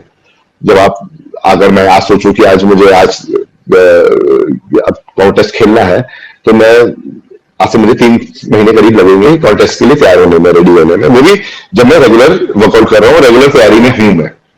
ठीक है, मतलब कोई एक लेना अगर आता है तो उसको फर्स्ट कॉन्टेस्ट खेलने में लगभग साल भर की तैयारी लगेगी। ठीक है, तो मैं कॉन्टेस्ट खेल के आता था, फिर कई बार तो मैंने back to back week to week मतलब मैंने कॉन्टेस्ट खेले कि इस वीक में पुणे में हूँ, उसके अगले वीक में मैंने फिर चंडीगढ़ में कॉन्टेस्ट खेला, फिर मैं चेन्नई में खेल रहा हूँ, इस तरीके से भी करा है। तो बैक टू बैक ट्रैवल भी करना है, तो वो बड़ा चैलेंज रहता है। जब ट्रैवल कर रहे हैं, आप खा नहीं रहे ज्यादा, पानी का इंटेक भी एक टाइम के तक आके थोड़ा सा लिमिट करना पड़ता है आपको। हालांकि मैं इतना ज्यादा नहीं करता हूँ पानी वगैरह का इंटेक लिमिट, बट यस फिर भी दिक्कत तो होती ही थी। तो वो चीजों को मैनेज करना थोड़ा सा डिफिकल्ट होता है। बट जब आपने मन में सोचा हुआ है कि आपको कोई गोल अचीव करना है तो फिर सारी चीजें, all these things don't matter a lot, फिर मुझे लगता है जैसे कि कि आपने बताया तो ये आपने अपने स्ट्रेस एंड चैलेंज बताया, लेकिन एक सबसे बड़ी बात होती है जब आप कंपटीशन के टाइम पर आ जाते हैं तो आप वहां पर वाटर इनटेक भी कम कर देते हैं, आपकी पूरी की पूरी डाइट प्लान भी, मतलब पानी भी ऐसे पीता है जैसे घूट घूट के। तो उस टाइम पे एक इंसान, हमने ये इसके बारे में हमें पता लगा है कि मतलब लोगों को काफी स्ट्रेस और टेंशन बहुत होती है, डिप्रेशन में तक लोग जाते हैं। आप ज्यादा उनसे बॉडी बिल्डर से उस समय कुछ ज्यादा बातचीत करोगे तो वो आपको चिल्ला सकते हैं, मार पीट सकते हैं। तो उस टाइम हाँ थोड़ा अग्रेसिव हो जाते हैं थोड़ा सा। तो देखिए ऑब्वियसली जब हम कार्बोहाइड्रेट्स नहीं खाते, देखिए कार्बोहाइड्रेट हमारी बॉडी में बहुत इंपॉर्टेंट फंक्शंस करता है, जैसे कि हमारी बॉडी में सेरोटोनिन रिलीज करवाता है। सेरोटोनिन जो हार्मोन है वो हमारे बॉडी को बेसिकली हेल्प करता है सोने में, ठीक है, अच्छी नींद आने में सेरोटोनिन हेल्प करता है। उसके बाद कार्बोहाइड्रेट्स जब हम खाते हैं तो हमारी बॉडी में एक और हार्मोन रिलीज होते हैं लेक्टिन्स करके, जो कि हमें फीलिंग देते हैं, सेटिस्फैक्शन वाली फीलिंग देते हैं कि हाँ हमारा पेट भर गया। जो खाना खाते हुए चावल या रोटी खाओ अच्छे से डकार आती है ना, बढ़िया, हाँ तसल्ली हो गई। ठीक है, आप सिर्फ अगर प्रोटीन और फाइबर वाली डाइट ले रहे हो तो वाली फीलिंग नहीं आती है।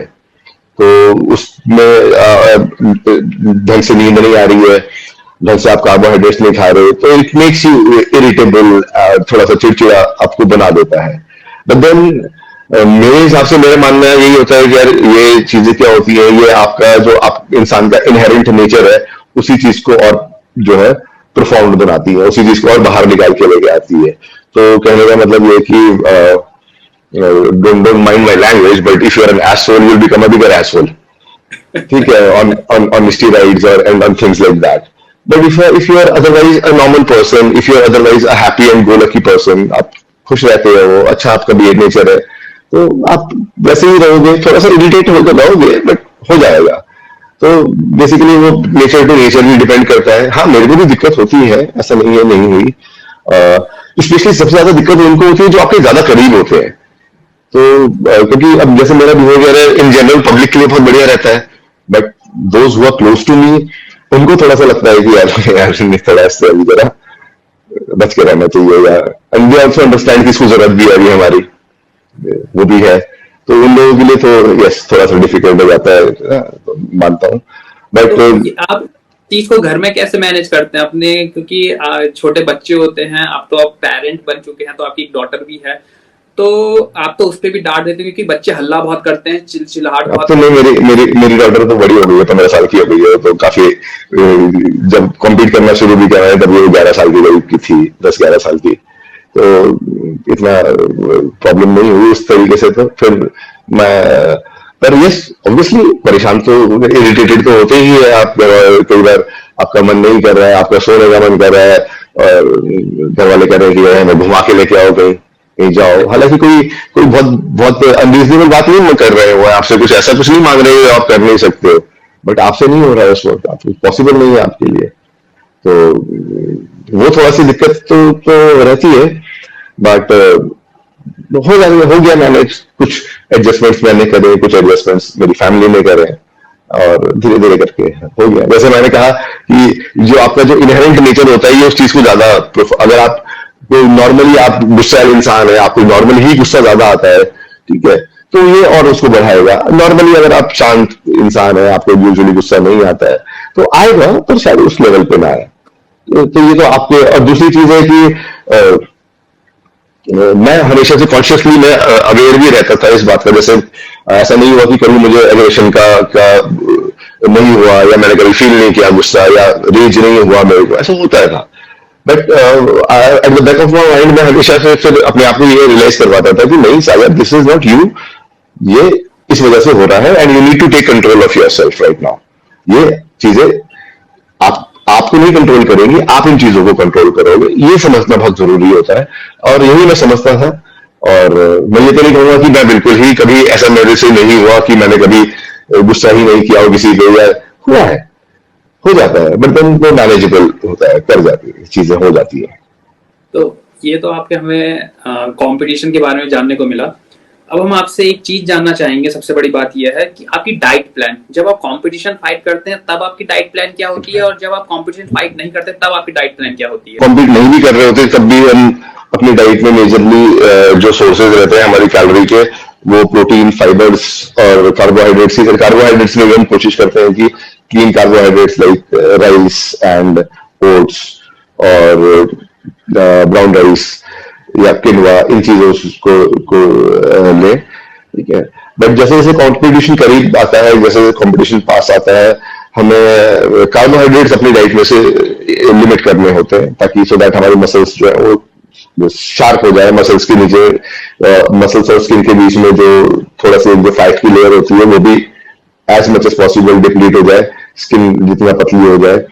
तो जैसे जैसे कंपटीशन पास आता है हम अपना कार्बोहाइड्रेट इंटेक कम करते रहते हैं, और जैसे जैसे कंपटीशन बहुत ही पास आ जाता है, लाइक हफ्ता या 10 दिन रह गए, again depending on the condition कि आपकी कंडीशन कितनी उस टाइम पे है। अगर आपने जो कंडीशन लेके जाना चाहते हैं स्टेज पे, वो आपने अचीव कर ली, तो हम कार्बोहाइड्रेट बिल्कुल जीरो नहीं करते हैं। बट अगर वो कंडीशन हमें लगता है कि स्किन में अभी भी थोड़ा सा जो है ग्लाइकोजन सबक्यूटेनियस अभी बच रहा है, जिसको हम थोड़ा फैट या फिर बच रहा है तो निकाल से, तो हम लोग कार्बोहाइड्रेट्स जीरो भी कर देते हैं, डिपेंडिंग ऑन कि कितना टाइम है। तो एक बार कई बार ऐसा भी हुआ है कि एक एक महीने तक मतलब कोई कार्बोहाइड्रेट ही नहीं मैंने खाया, मतलब ना राइस, ना रोटी, ना चाय, ना आलू, मतलब कोई कार्बोहाइड्रेट्स किसी फॉर्म में नहीं, सिर्फ चिकन, पाइनएप्पल, ब्रोकली, वेजिटेबल्स और थोड़े बहुत फ्रूट्स, बस। तो पूरा पूरा महीना भी इसमें काटा है। तो टुवर्ड्स द एंड यही प्राइमरली हमारी डाइट आते आते फिर मेनली हो जाती है प्रोटीन्स और फाइबर बेस्ड हो जाती है, हेल्दी फैट्स, थोड़े healthy fats and proteins and fibres पे ही आ जाते हैं हम। तो कार्बोहाइड्रेट्स ऑलमोस्ट बंद ही कर देते हैं। तो ये तो आपने अपनी डाइट को एक्सप्लेन किया, तो काफी अच्छा लग रहा आपके साथ सेशन करके और आपके साथ इतनी इंफॉर्मेटिव डिटेल्स जान के। तो थोड़े से एक दो क्वेश्चन और पूछेंगे, फिर हम सेशन को एंड करेंगे यहाँ पे। तो आपके हम फ्यूचर प्लान्स जानना चाहेंगे कि मिस्टर एशिया आप जीत चुके हैं, तो आगे क्या आप करने की सोच रहे हैं? क्या आप आगे भी बॉडी बिल्डिंग को फाइट करने की सोच रहे हैं कि हाँ, बिल्कुल बिल्कुल। अभी मैं, जैसे मैंने आपको बताया योगेश, मैंने अभी रिसेंटली अभी जिम सेटअप किया है, तो थोड़ा सा काम में भी थोड़ा सा बिजी हूँ। प्लस जैसे मैंने आपको बताया बॉडी बिल्डिंग में फाइनेंसेस भी थोड़े से जरूरत पड़ती है, तो उस वजह से थोड़ा सा भी मैंने ब्रेक लिया हुआ है। बट बहुत जल्दी मैं दोबारा कॉम्पीट करूंगा, and you will see me on stage and competing for India again. मैं कोशिश करूंगा दोबारा से इंडिया खेलने की, एशिया दोबारा से खेलने की, और इस बार पर कोशिश करूंगा कि इंटरनेशनल शोज में ज्यादा से ज्यादा कर पाऊं। तो लेट्स सी, देखते हैं। अभी तो खैर प्रिपरेशन ही शुरू नहीं करी है, जब प्रिपरेशन शुरू करेंगे फिर देखते हैं। बट यस, अभी अभी I am not fully retired. अभी I plan to yes compete again. Very very yes. 35 साल की उम्र में बिगिनिंग करी है, तो अभी तो एंड का तो सोचने का कोई मतलब ही नहीं बनता। तो बहुत अच्छा लगा ये चीज जान के। तो अब आप अपनी वर्क लाइफ बैलेंस कैसे मैनेज करते हैं? बॉडी बिल्डिंग भी हो गई, फिर बाकी आपको अपनी फैमिली को भी टाइम देना, फ्रेंड्स को, जिम को भी, इन सबको वर्क लाइफ बैलेंस कैसे करते हैं आप? ऑनेस्टली स्पीकिंग यार, मेरी वर्क लाइफ बैलेंस बहुत अच्छी है नहीं, ठीक है।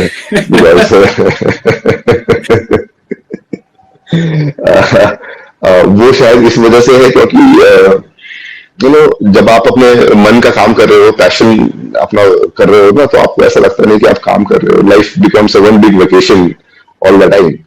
तो मुझे तो because I love being in the gym, spending time in the gym, तो मुझे ऐसा लगता है कि मैं काम कर रहा हूँ, तो पता ही नहीं होता मुझे कि कब सुबह से शाम हो जाती है। और जहां तक रही दोस्तों की बात, जिसको भी मिलना होता है सब यहीं आते हैं, सब जिम में ही मिलते हैं। तो बाकी मैं अब थोड़ा रिजर्व इंसान हूँ, मैं बहुत ज्यादा इधर उधर बाहर जाता नहीं हूँ, बहुत लोगों से भी उतना ही मिलता हूँ जितना लोग यहाँ आके मुझसे मिल लेते हैं। स्पेशली बाहर जाके मिलना, थोड़ा सा मेरा सर्कल बहुत बड़ा है नहीं। मैं प्रेफर करता हूँ कि अपनी फैमिली के साथ ही रहूँ, बाहर ज्यादा मैं बाकी यस हाँ, थोड़ा बहुत फैमिली ने भी एडजस्ट किया है मेरे टाइमिंग्स को लेके। कुछ थोड़ा मैं कोशिश करता हूँ कि समय निकाल के उनको समय दे पाऊँ। तो मैनेज करने वाली बात होती है, कर रहे हैं, मैनेज हो जाता है। तो ये आपने हमें इसके बारे में बताया। एक सवाल हम ये जानना चाहेंगे, जो यंग जनरेशन हमारे एस्पिरेंट्स जो हैं बॉडी बिल्डिंग में जो फाइट करना चाहते हैं, तो इनके लिए क्या बोलना चाहेंगे आप? इनको क्या लेसन्स देना चाहेंगे आप? सबसे बड़ी बात तो मैं ये कहना चाहूंगा कि बॉडी बिल्डिंग जो गेम है, जैसे मैंने पहले भी कहा कि जेनेटिक्स का बहुत बड़ा रोल रहता है इसमें। ठीक है, तो आपको एज एन एथलीट ये समझना जरूरी है कि आपका जेनेटिक थ्रेशोल्ड क्या है। जेनेटिक थ्रेशोल्ड का मतलब है कि आप किस लेवल तक पहुंच अपने आप की बॉडी को आप कितना पुश कर सकते हैं। ठीक है, कई बार क्या होता है कि बच्चे सोचते हैं कि नहीं मैं ज्यादा स्टेरॉइड लगाऊंगा तो मेरी ज्यादा बॉडी बन जाएगी, तो वो बहुत ही मतलब इरैशनल और गलत तरीके से यूज करते हैं स्टेरॉइड्स का, जिससे इन द लॉन्ग रन उनकी हेल्थ पे काफी एडवर्स इफेक्ट पड़ते हैं। तो मैं ये चाहूंगा कि आप थोड़ा सा पहली बात तो समझें कि आपके जेनेटिक लिमिटिंग फैक्टर्स क्या हैं, और ये सब समझने के लिए सबसे बड़ी चीज क्या है कि आपके ऊपर कोई होना जरूरी है। तो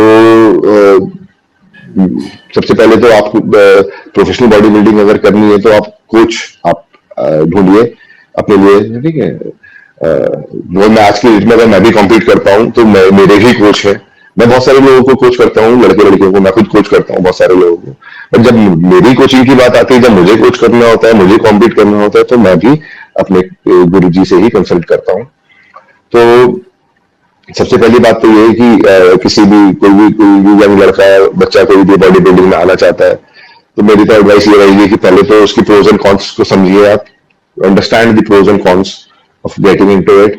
ठीक है, most of the times it's those who are competing, these are the ones who are really passionate about body building. ठीक है, they don't see it as a profession, they just see it as a way of life. ठीक है, उनको ये पैसा कमाने का एक जरिया नहीं होता है उनके लिए, जैसे मेरे लिए भी नहीं था वो। Because I was educated enough and करा हुआ था, तो I was able to create revenue sources for myself here also, but usually difficult रहता है। तो